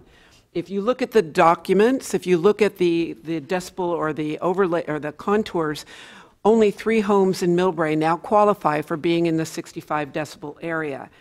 And clearly we're experiencing much more noise on that. So I wanted on the record that 15% of those flights fly right over my house, fly right over City Hall, fly right over the portion of the people here from Burlingame, and the maps don't recognize that. Now, maybe it's only the bad weather flights, but we still live here, and our houses predate the airport. And that's a problem I have with both the insulation program and the Second Chance program. And I want to see that this comes up in our work plan, that we continue to look for this. I don't know how this might affect the people in Burlingame or San Bruno. I know my own neighborhoods pretty well, but I don't know this, and I think it's something that all of us need to look at. To me, the contour maps, especially for bad weather flights or any other thing, the fires up north meant that more flights were coming in over or landing on top of Millbrae, Burlingame, and I'm sorry, San Bruno, I'm not as clear on your San Bruno areas, but the maps have to start reflecting what is reality, even if it's only 10 or 15% of the time. Thank you. To the chair. Yes. Mark? Yeah. I just wanted to ask some questions about your numbers. You said 700 applications for the insulation. Is that correct? I just want to. Yeah, so there's two different categories. One is for replacement or repair of insulation that's already been installed in a home. And so for that replacement program, we've received, it's actually 704 received for replacement, 509 of which are within the noise exposure map. Could you say what majority of the cities of those applications are coming from? Well, if 500 are within the noise exposure map, then we're probably talking South San Francisco, south end of Daly City, Pacifica, San Bruno. Okay. Okay. That was the thing at our city council that we talked about. We encouraged our residents to apply. So I just wanted to see. I think we're seeing the results of that. So thanks. Yeah. So thanks for getting the word out. Yeah. And then the other stat was Second Chance. These are homes that had not changed ownership, that have previously declined or not participated, who would now like to receive insulation. So that's 470 total applications, 168 of which are within our noise exposure map. Great. Thank you. Any other roundtable member? Question for Supervisor. For Doug. So there's roughly, there's 768, 770 that are within the noise map, under the two programs. And if I recall, the airport's allocated like $1 million. So how far does that get us against these? It really depends on, well, number one, we know it won't cover it all right now. It depends on the extent of the installation that needs to be conducted. Of course, yeah. I think our initial estimate was using an average weight. This might cover about 30 homes per year. Ooh. One of the other things that we noted in previous meetings is that this $1 million allocation is really a starting point. We've always got the ability to revisit. I think what's clear is we're getting a lot of interest, which is good. Now comes to the part of really analyzing and assessing homes and really making a decision on what kind of funding gets allocated to this program. So follow up, Doug, will you review each one of these applications physically and do a financial analysis of what it's going to take so that you know what total amount of investment would be, we're looking at this point?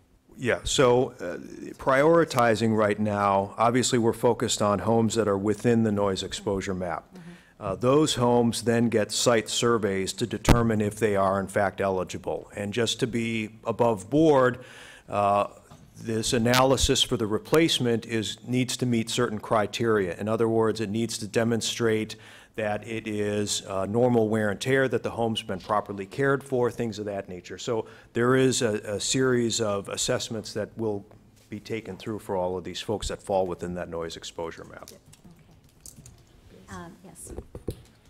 So it's based on a first-come, first-served basis for both programs, and is it, people should still apply, or is it, how's that work? We're continuing to maintain the list of everybody that's made an application, and for those that are within the noise exposure map, obviously that's the first priority, and those individuals are being addressed in the order in which they submitted an application. Terry. So the program The $1 million that was allocated to start, does that include all the technical and the research to determine who's eligible? Or is that actual repairs that are going to be done? That is, it covers the total cost of conducting assessments and the cost of actually doing installation. So they're assuming that homes are about $30,000 per home? I couldn't speak to the financial assumptions that they're making. Well, if they said $1 million and 30 homes. To clarify, I'd have to get back to you in terms of how they're arriving at the 30. We can give you a breakdown if you like on that. Okay, thank you. Yes, thank you very much. Do you have a breakdown of how many per city, like in South San Francisco, Daly City, and the others? How many per city? I don't have that with me, but we could provide that. Thank you. That would be helpful. Yep. And for me as well, being new, do you find where our streets are for our south end? Mm-hmm. Thank you. Sure. Daly City, thank you. Yeah. Anyone else? Okay. Thank you, Doug. Always informative. We'll move on to agenda item 10, Title 21 update, and that's going to be Bert to talk to us about it. You do have information in your packet that begins on, I think, page 52, but really 53 that's just a cover page. So page 53, 4, 5, and maybe he's going to have a slide. Been around a long time.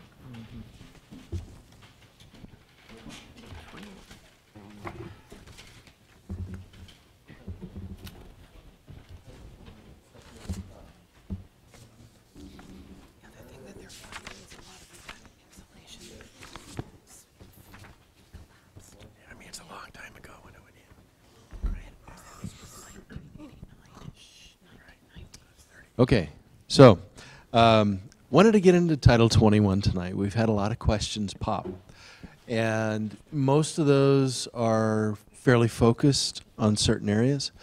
Title 21 is the noise standards for California.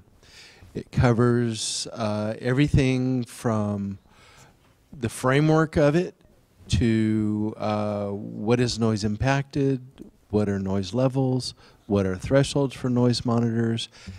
We get all the way into the meat and potatoes of noise monitors. You get meat and potatoes of noise contours, everything. And so the few things that I want to start with is just a little history on it. We'll get into the California legislature passed Assembly Bill 645 in 1969. Required the department to adopt noise standards governing the operation of aircraft engines, and it's found in the Public Utilities Code. And by department, we're talking about the Department of Transportation, Caltrans Division Aeronautics specifically, the Caltrans Department of Transportation Aeronautics specifically, adopted the standards in 1970. Was delayed by implementation for a year, 2 years, sorry. And it's now known as Title 21 or Airport Noise Standards. And it's found in the Code of Regulations under Title 21, covers sections 5,000 through 5090, 5090. And specifically, Title 21 applies only to noise problem airports. So, what is a noise problem airport? There are actually a few kickers to be sure it is there. And so I want to read those to you rather than put them up in great detail here. You need to have a residences, not limited to detached single-family homes, dwellings, multifamily dwellings, high-rise apartments, condominiums, mobile homes, unless the aviation easement for the aircraft noise has been acquired by the airport proprietor. And you're also going to find that the dwelling units are in existence prior to January 1st, 1989. The other ones are basically saying you have a noise contour, and you have impacted homes within that. The law requires that based on the level of noise acceptable to a reasonable person residing in the vicinity of the airport, and it not be prohibited by federal law. So there were some items in the early Title 21 that were struck, mainly because they were flying in the face of federal law. And so one of them, the largest ones, is the Airline Transport Association versus Crotty. And Crotty was the head of the Caltrans Division of Aeronautics at the time, in 1975. And so that was basically, they wanted to fine based on single event noise. And so that was struck down. So the law also provides guidance in that developing standards, the department would consider economic technology feasibility, compliance with the standards, and permit the amount of local control and enforcement. So it wants to be held locally. The enforcer of the standards would be the county wherein the airport is located. And obviously, under the original, it was the county in which the airport is owned. So it would have been San Francisco originally. Oh. But later that was changed to the county in which it resides, and it became San Mateo. And by virtue of that, on February 27th of 1972, San Mateo County declared SFO a noise problem airport, meaning that we had a noise contour developed. We had homes within that contour that were not mitigated at the time. And so SFO, under those items of being a noise problem airport, found itself needing to establish noise monitoring to measure and establish and validate the 65 decibel noise level for aircraft. That is a question a lot of people ask. Does that differ from federal law? No, it doesn't. It's exactly the same. So if you read the federal law and you read the state law regarding 65 decibels, they're almost identical. The airport is to provide the data to the county and, if needed, apply for a variance, meaning that we had to come up with a plan to rectify these issues. So meaning we had to create a residential sound insulation program. We had to buy and install a noise monitoring system. We had to then go ahead and start reporting to the County of San Mateo, doing quarterly noise reports, doing quarterly noise contours, and keeping updated on all of that. So one of the other kickers is every time we update our noise monitoring system, we then have to get that recertified. And it's a joyful process. It's about the thickness of a telephone book whenever we do this. And so I'm staring down another one in the very near future, and I'm not looking forward to it, but we will dutifully do that. The county reviews the reports, submits them to Caltrans Department of Transportation and Aeronautics, and they are to enforce the noise standards. So while we had the variance, we reported out on that. We made the due diligence efforts to mitigate the homes that were within the noise contour. And we reported to San Mateo that we were doing this.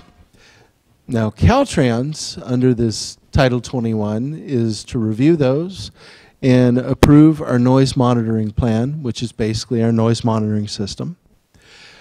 They are to review the reports and assess progress in reducing a noise impact area and consider applications for variance, meaning that we couldn't comply. So, the new declaration gave us the new responsibilities. First plan was to reduce the incompatible land uses within the 65 decibel. And we did that starting with the variance, including the noise monitoring system, as I mentioned, a noise insulation program to do the homes that were within, and noise abatement procedures. We were to establish an airport community roundtable work program. Hello, you're here, still. And then we studied the runway reconfiguration. Unfortunately, it was not really possible to do that. And we looked at it again later on, and again, it was not possible to go forward with that. So we keep within this, maintaining that we're doing this. We received 4 variances over the years. Last one was issued September 20th of 1998. And the reason it was the last one is through our residential sound insulation program and our due diligence, we achieved a 0 impact area. And we became variance free on November 21st of 2002.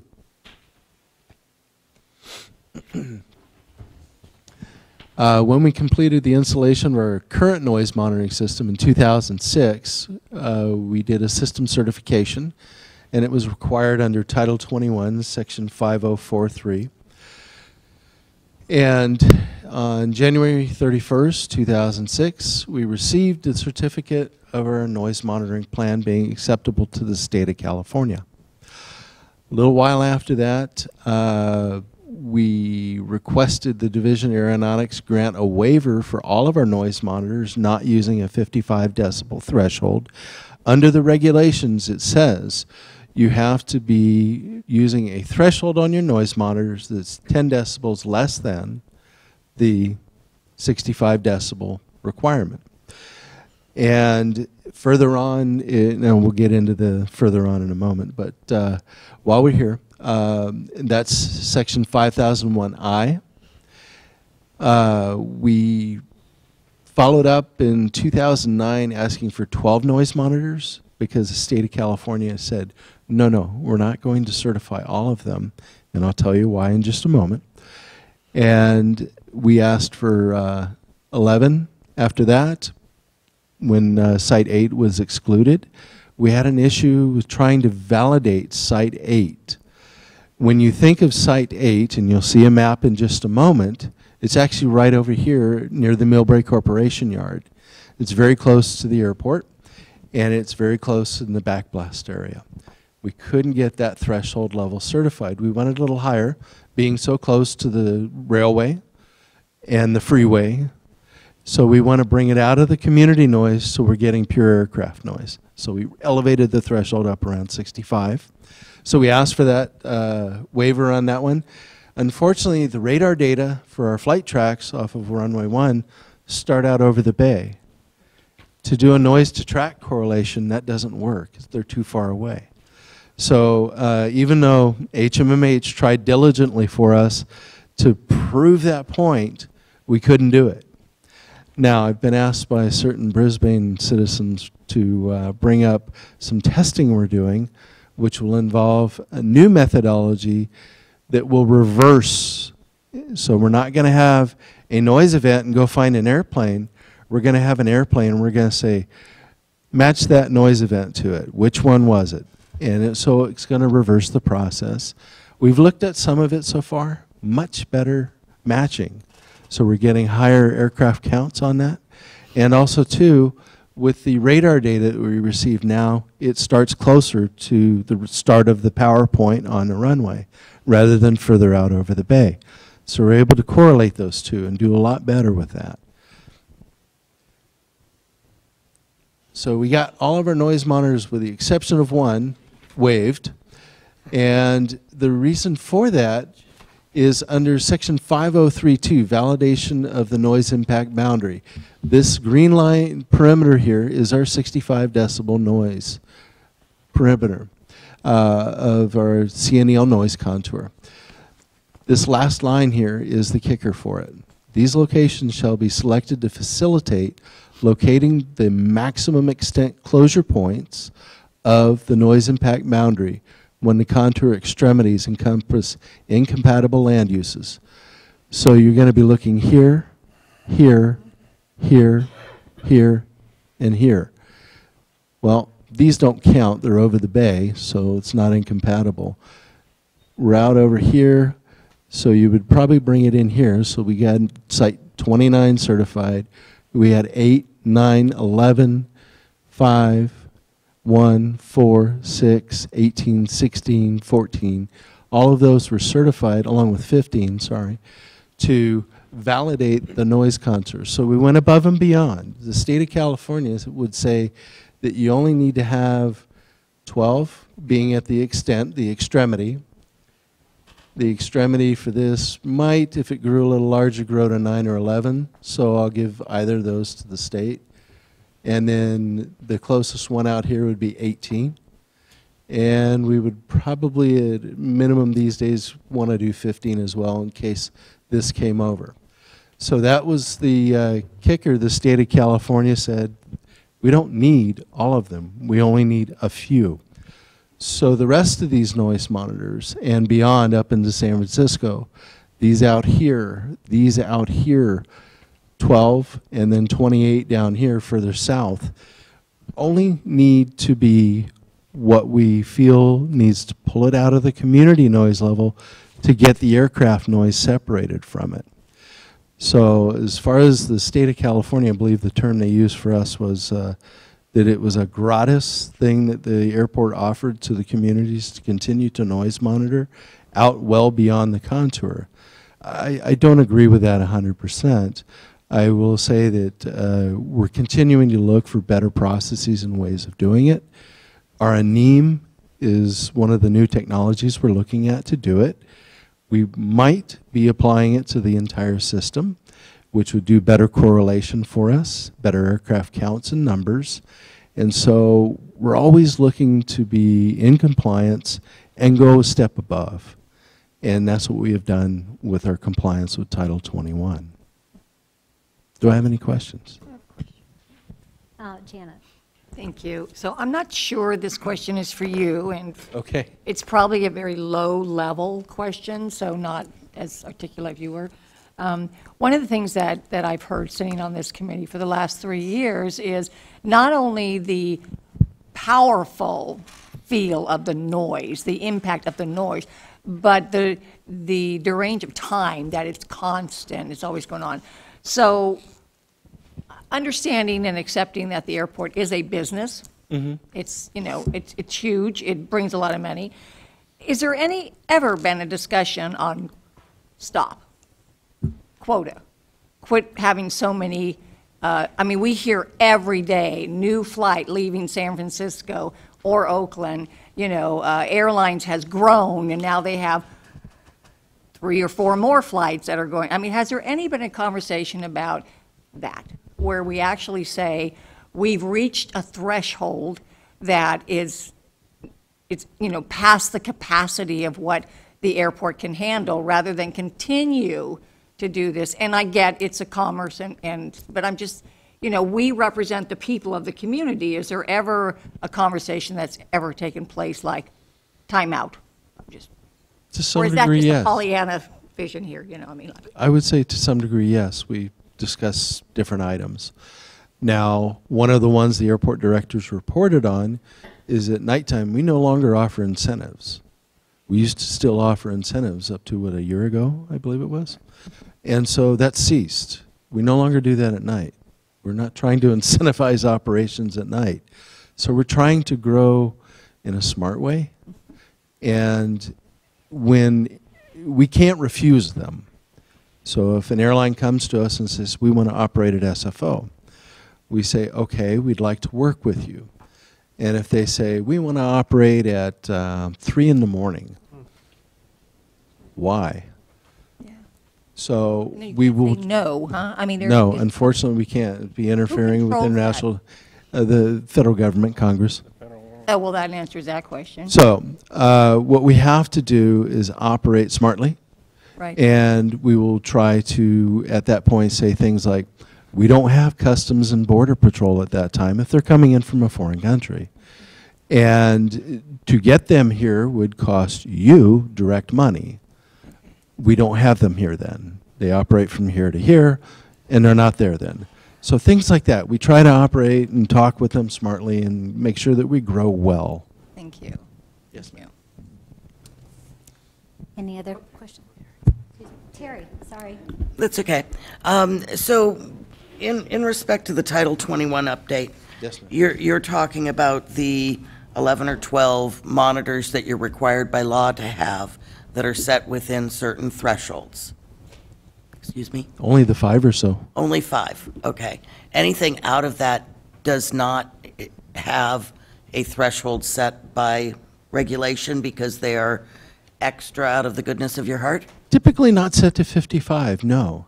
And the reason for that is living in this area, most of the community noise is up around there, and you want to have a decent separation so that you can do that. Your energy average for most of your noise events is in your louder ones. And so those are going to drive contours, those are going to drive the loudness counts and things like that. Now, one of the questions we've always asked, now it may not be 100% right, but when you say, is it the number of airplanes or is it the loudness of the airplanes that we're trying to figure out for you? Okay, these days, kind of a constant blend with the volume of traffic. So nowadays we're trying to tweak that more. We're trying to figure out better ways of doing this, better ways of monitoring. And we believe things like a NEAM will be one way to do that. We're still evaluating it. We've looked at a couple sites right now, and numbers were pretty good. I liked it. And so I've asked for a total of 13 sites. We'll evaluate those and speak with the vendor more. I still want more information from them. And also, I need to have it certified by the state of California so I maintain my Title 21 compliance for the airport. If they won't bite on it, then I'm afraid I can't go there with the ones that are mandated. Outside, yes, I can, and we'll play with it. Thank you, Bert. Not quite sure I understand that response completely, but I'll let it lie for the moment. Thank you. I just want to bring us back to attention. It's 5 minutes to 9, and we do have more on our agenda to cover. So I was at a meeting the other day where to go past the stop time, we had to have a vote about how much more time we want to spend, okay? I'm just giving you guys that, that little notice. My question, real quickly, is the 65 decibel thing, that just seems artificial. It was like a number that just came out, and it doesn't seem like it's a reality in our day and time, that it really is a good measure of the amount of airplane noise. And I've heard that there's some movement to maybe reevaluate that. There definitely is. In fact, the federal government did do a study on that. Don't know when we'll see the results from that study. It's, or if ever. We would like to see that. In fact, Congress has asked that it come out. Yeah. It's a matter of when now. As part of that There is a timeline, right. but we have to see that soon. Next is the question of, will the FAA modify the regulations to accommodate it? So should they suddenly say, it's 50, okay, will the FAA then change their regulations to accommodate that or not? So if you think about it, whenever you go out and add 5 decibels to a noise contour ring, you're effectively doubling the size of that. It's huge. So airports that have not completed programs or still muddling through programs will just be swamped. Okay. All right. I do have 2 speaker cards. Ann, do you have something? Yes. Do you want to? Yes? Okay. So, Bert, this is going to go back. You're going to get new contours drawn. What's the timeline for that? And is there a full environmental study done for that? New contours? You were talking about you're going to come up to getting new approval for the contours again. No. Noise monitoring system. Oh, just the noise monitoring system. So when does that come up for review? We're right now negotiating the contract for that. So we haven't even installed the system. We haven't been through acceptance testing, none of that. Okay. And so once that is completed, yes, we will then get it certified. And the current monitoring devices that we have now do or do not pick up vibrations? We do not have accelerometers. Okay, so will the new system pick up vibrations? We are not buying accelerometers. The reason I'm asking that is a lot of the noise, the ground-based noise, is vibration-based. So if the contours are only based on in-flight noise, it's not adequately reflecting what's happening to the communities close into the airport. What do we need to do to get those types of monitoring devices implemented? I suppose we could work with consultants to do studies. The ground-based noise group is supposed to be looking into that. Okay, I just don't want to see a whole new set of measuring devices go in that are inadequate to protect those of us who live in close. They're adequate to comply with the state of California and the federal regulations. I'm more than happy to start talking to the state of California about low-frequency noises. Second question.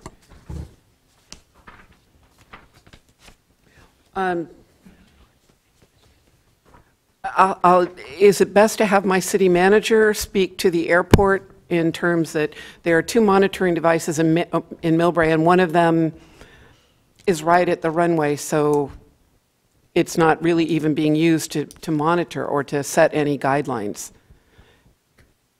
We've got 8 and we've got 9, right? Mm-hmm. Yes.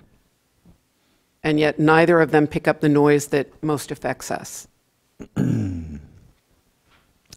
I think under a NEAM you might be surprised with what we find. So, like I said, we're evaluating this new process, and we'll see if we can make you a little bit happier. And again, when do we think the new process will show some data? We're supposed to get the rest of the data, I would say next week, the week after, and we'll sit down and start evaluating. I asked for 13 sites for October through November timeframe. And the other thing that we've talked about, Janet talked about duration, but one of the reasons Millbrae dropped out of the contours is because stage 3 engines are going away in favor of stage 4 and 5, but the airplanes are also getting bigger, and the airplanes are also almost always being flown at full capacity, or at least what you told us, 85 to 100% capacity, which makes them noisier. How do we adjust for not just quieter planes, but also more frequent planes and bigger planes that have a bigger noise impact individually, but cumulatively, we're getting more noise? The CNEL noise contour is designed to handle a lot of that. Now, as far as what the current desires are, they don't feel it's adequate. So they ask that the federal government then go ahead and do this evaluation of the thresholds, the noise impact area, 65. And so with that, I believe, I'm not 100%, and I'm speculating 100% on this, that there will be suggestions in there for other changes, not just that. Very good. I look forward to seeing those. Thank you. Definitely. Any more?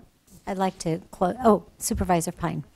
Bert, maybe I can talk to you offline, but please. I still find, on page 55, there are certain responsibilities attributed or assigned to the county. And yes. Those responsibilities, those still in place? Because the first time I even was aware of them.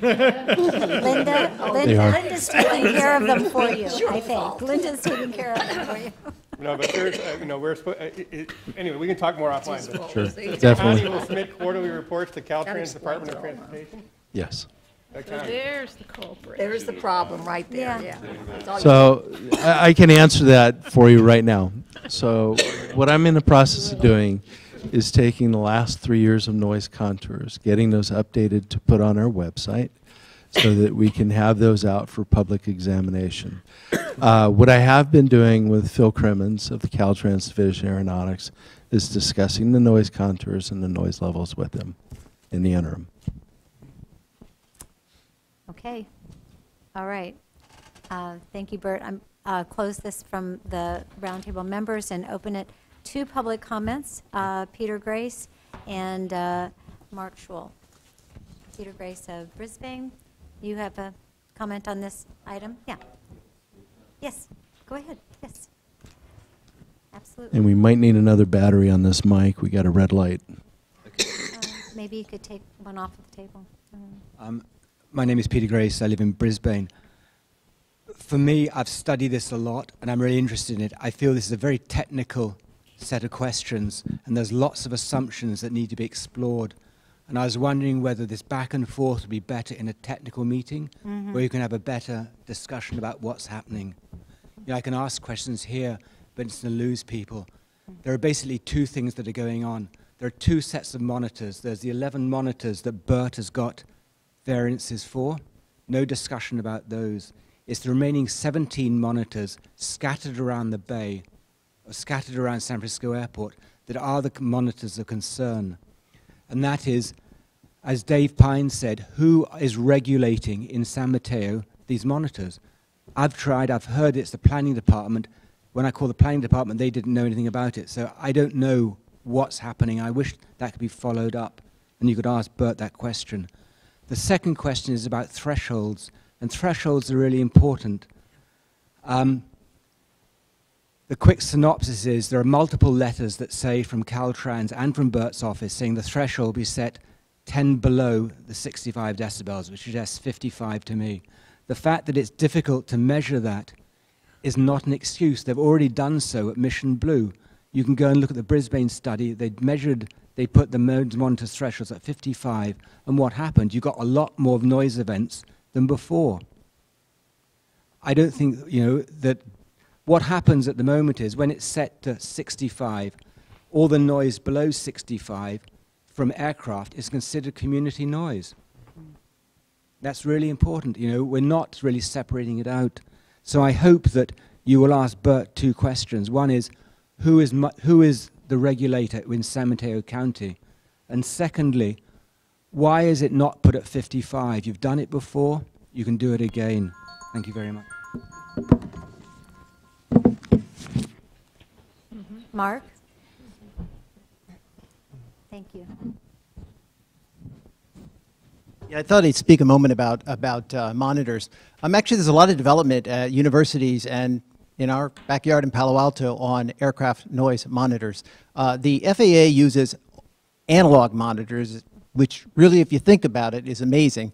They're still using analog monitors. They're the only ones certified. We had the opportunity with the 2 monitors that were placed in, or 3 monitors or 4 monitors replaced in Palo Alto, to put some monitors we developed. The FAA ones are about $100,000 a piece.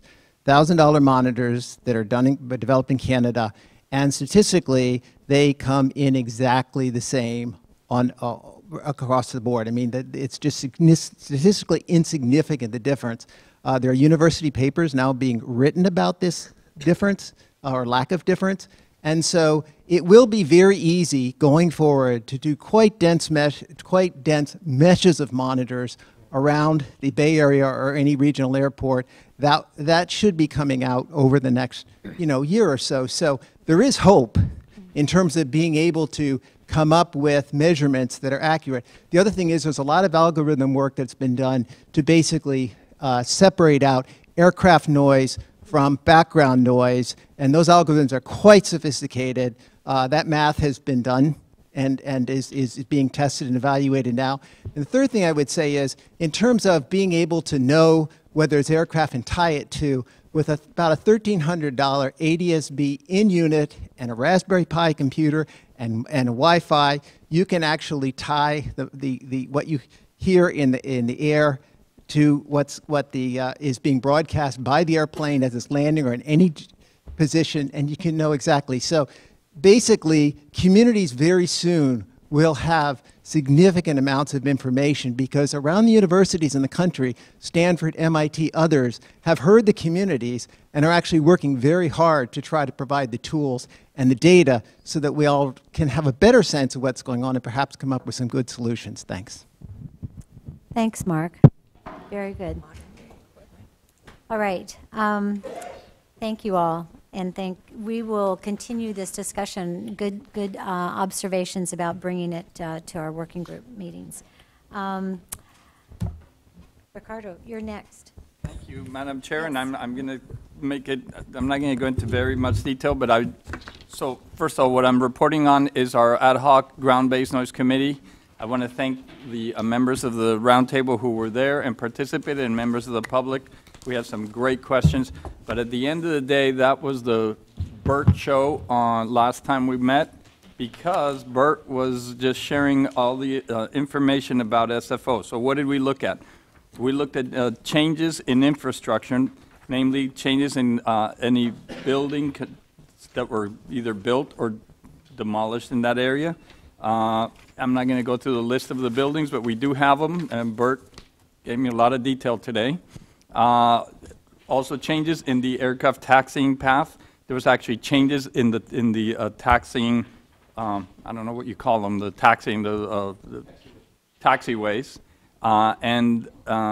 Then there was also changes on the runways with the installation of the EMAS, Engineering Material Arrestor System. Hey, I'm learning. So that just caused the airplanes to start to power up at the different spots. So we're trying to collect data to eventually look at it and see if that's causing any changes. We also talked a lot about the barriers that are at the end of the runways, and we learned that there's two different ones, which was really interesting, so we have more to look at that. Bert also provided us with 5 years of runway data to look at the actual volumes on the 1R and 1L, and 5 years of atmospheric conditions, because again, we keep being told that we have a dense inversion layer, and which causes the noise to travel. So operational procedures, we looked at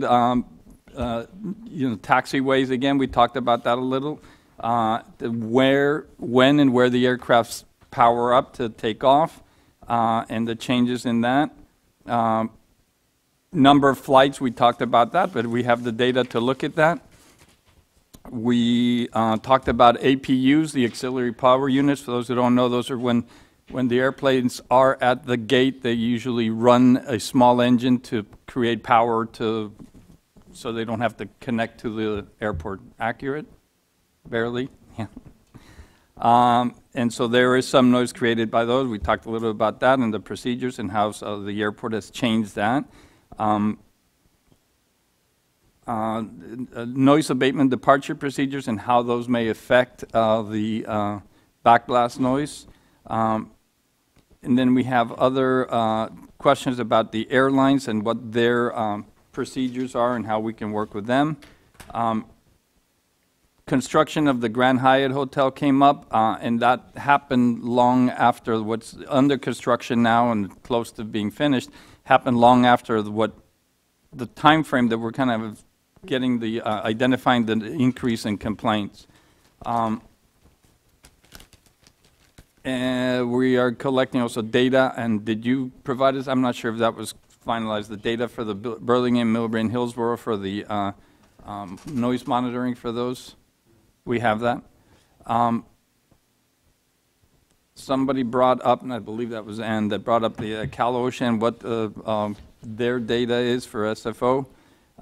And that's pretty much everything we talked about, and we do have a lot of detail, but because of the time, I'm going to leave it at that. But I just want to, once again, I really truly thank Bert, because you did, the whole time you were speaking and gave us a lot of data. We have a lot more to collect. The next meeting will be focusing more on more technical aspects of it. And so, and again, but this is just wonderful what we're collecting. I think we can come up with some great data to report back, and then maybe come up with some answers.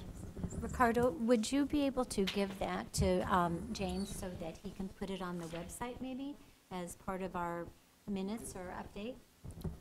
Okay, so. The PowerPoint? Yeah. Your PowerPoint? Did I have it? Is it in our packet? Those are my bullets that I spoke. Oh, that's yours. There was a presentation at, yeah, there was a PowerPoint that was at the technical working group meeting, so that's where we'll, at the ground base. And that's on the website? Not yet. It will be. There was some. His update and all that information, so you can go to the website. The website's very robust, so. Yeah, but again, yeah, thanks again, Bert. Appreciate it. Ann has something to say. Okay. One of the things that came up is a person can put a noise complaint out, but if they cannot track that noise complaint to a specific airplane, it gets dropped.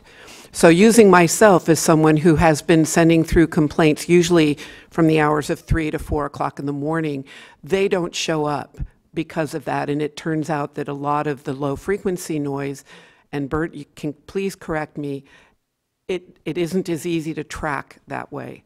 So that was one of the things that was mentioned at the meeting, and I'm sure we'll continue talking about how we can improve complaints that are based from all of us who live closer to the airport. And the other thing that was actually rather amazing to me, I moved back to Millbrae in 2006, having grown up here, but it's clearly noisier than when I was a kid. And, well, one of the things is that runway one right is now 450 feet closer to Millbrae, and the other runway is about 200 feet closer to Millbrae. So the jets are taking off closer to Millbrae. So there were some really interesting, okay, I do understand it, and I'm going to disagree a little bit with Mr. Ortiz in that with the creation of the new hotel, I actually hear more noise. Now, maybe it's a combination of, there's just so many variables right now, many, many variables to try to say one thing or the other. But clearly, since the new hotel had its skin put on, it could be bouncing noise. And we don't have a lot of information about noise bounce, so I'm looking forward to getting a lot more information on bouncing. But again, it was a really incredible meeting, a whole new set of vocabulary. So the possible creation of a new glossary for the terms that we use for ground-based noise. So thank you. I'm going to close this and. Oh, okay. No, not on this, not on this. So I'd like to go on to the item number 12, which is our subcommittee appointments. This is an opportunity for every roundtable member to work on a subcommittee to make a difference, and we need everyone to sign up. Now, it's my prerogative as the chair to assign those people that I want to serve. Good. I am more open-handed. I would like you to choose the subcommittees that you have a passion for, like Ms. Snyder has a passion for ground-based, and she created her own subcommittee, which I'm really happy that we were able to get that done by the end of the year, last year. So I'm not going to take a lot of time on this. You have in your packet on page 59 current standing committees, and there are descriptions of the subcommittees on page 60, 61, and 62 that will outline what it entails. And what I think I'd like to do is not take volunteers right now, because I'm sure that you haven't studied this up and made your choices yet. But if you have, you can do that. Otherwise, I think that within the next week, I will email every one of you and say, I want you to do this and this and this, and see what you can respond to me. Does that make sense? Can you hear me now? Am I coming in loud and clear? And I know we have so many new members. Mike from Pacifica, and the alternate is also going to be a new member. And so Redwood City, we're getting a new person who's not even here tonight, but I know she's going to be great. Mark Nogales of South San Francisco, you're the alternate, but alternates can play too. We're very broad in how many people we can have on these subcommittees because we're a big group.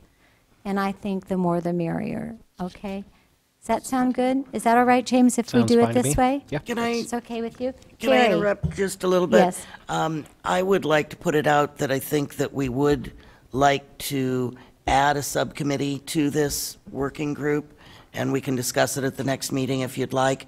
But I do think that we need to get a departures subcommittee to work on some of the issues that were somewhat dismissed by the FAA this time, and that would be good to add to the work list, and that I hope that cities that are in the realm of the departure noise and are really impacted by that should think about joining a subcommittee that, or having another subcommittee that deals with departure noises.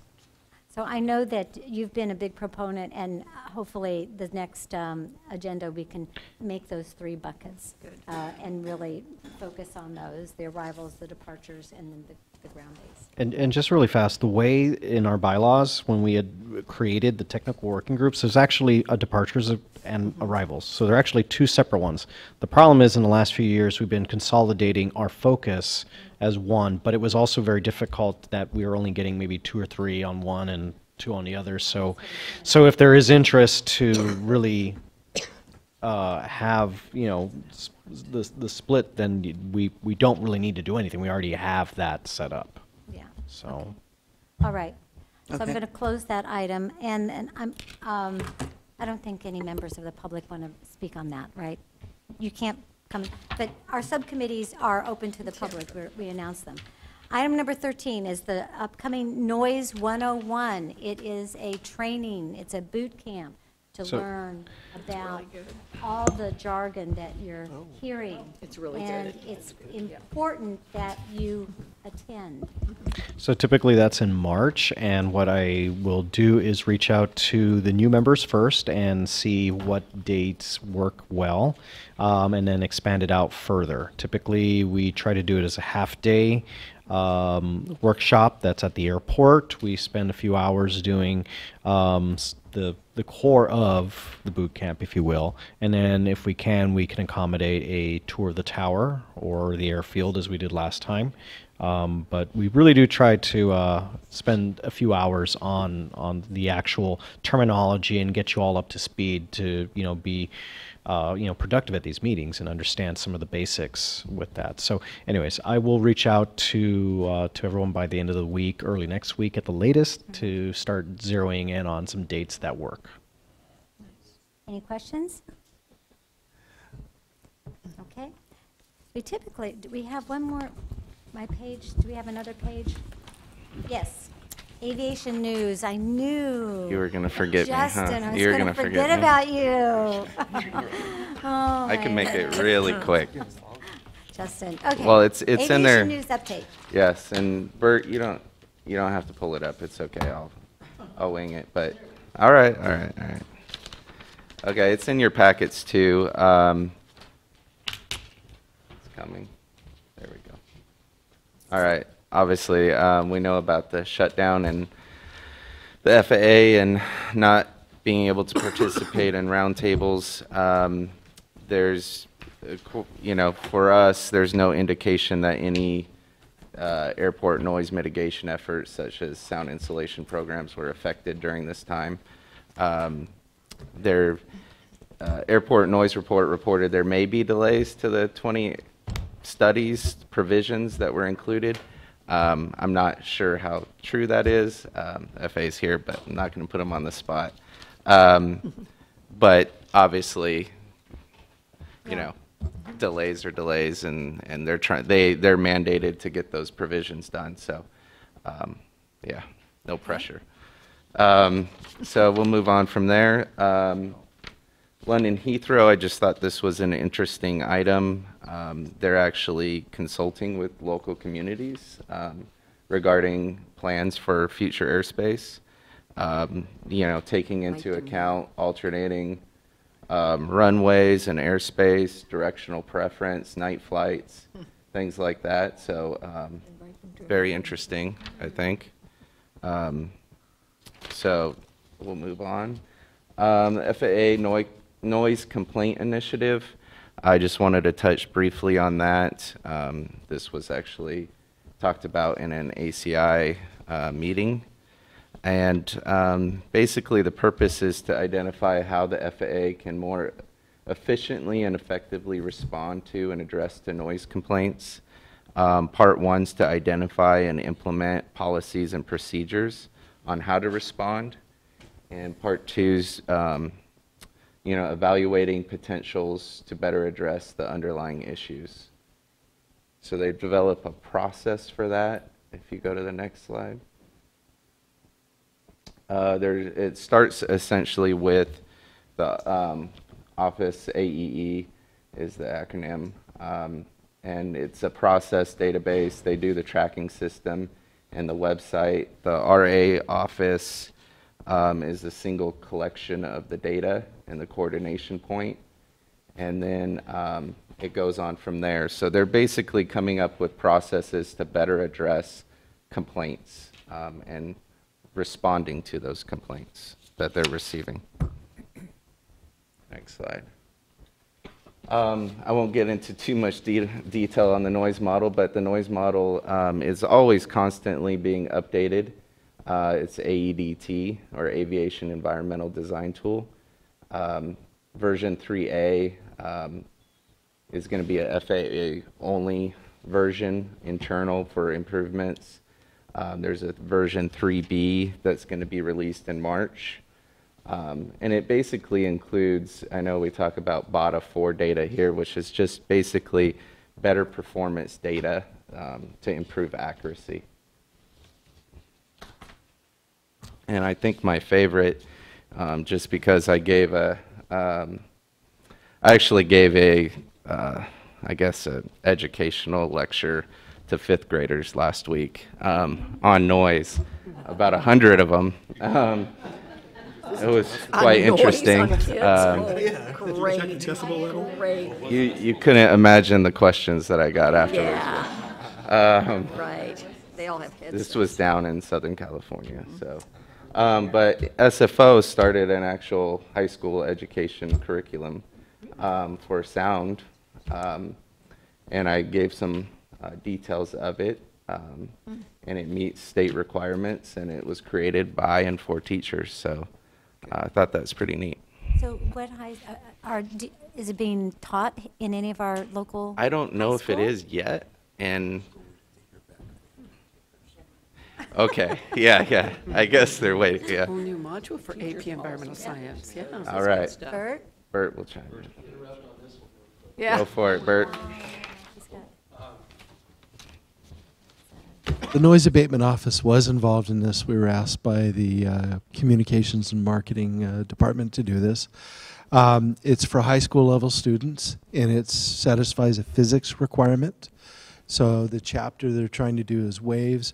What better to do that? Sound waves, airplanes flying through the air, things like that. So we came up with a little bit of a curriculum, demoed it. Teachers liked it. Didn't hurt that we took them on an airfield tour as well.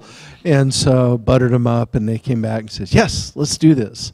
And we get to do the airfield tour again, right? So yes, it's part of the curriculum. And it's meeting to rave reviews so far. A lot of applicants initially are applying for it. We got some kits ready to go. We'll check those out and then go through the program with them, and then at the end do the live monitoring with them and talk it over. Nice. Should do a field trip. That's it for me. Is that it? Yep, Oh, that's it. just- Thank you. Nice. All right, member communications and announcements. Anybody want to talk? Oh, Janet? Thank you. I just want to thank this committee. I've been on it for about 3 years now, and this is my last day, but that doesn't mean if for some reason my replacement, who is Giselle Hale, she's a newly elected Redwood City Council member. She is dynamite. She will probably jump into this with everything she's got. You'll love her. If that doesn't happen, I've already told James to call me up. I'll be back. Because I have enjoyed this, and it's just that we get assigned to different committees. If she needs a replacement, I will be here. I'm not going to let go of the interest in this committee. I'm going to be paying attention. Tonight was one of the first nights I've heard a complaint from Redwood City all these years. I think this may be the second I've ever heard in this room. So it was eye-opening for me, so it's something I'm going to take back. I know exactly where he lives. It's over Bear Island. I actually thought it would be Redwood Shores, and it's not. So we will be looking into that, and I possibly may be sitting out there taking that mic, on some of these issues. So, but I do thank you. It has been an enjoyable committee, and I've learned a lot. Bert, I want to thank you. If anyone sitting here has not taken that Noise 101 and that tour of the airport, it was amazing. And I think what I learned most of all is the respect for why things happen the way they do, especially when you get up in the tower. It just becomes a very sacred place. I have a lot of respect for that, and so thank you very much. FAA, I hope I didn't insult you today. It wasn't meant to be that way, but thank you for being here. We appreciate that. Thank you, Janet, for your service and all the time you spent on subcommittees also. I like that. She just jumped right in. So we're going to have to replace her with some other volunteers. Okay. Anyone else? If not, I'll entertain a motion to adjourn. Move to adjourn. Second. Motion, meeting adjourned. All in favor? All in favor. So are you getting any polls from any other ways? Oh. No. Have you? Take it out there.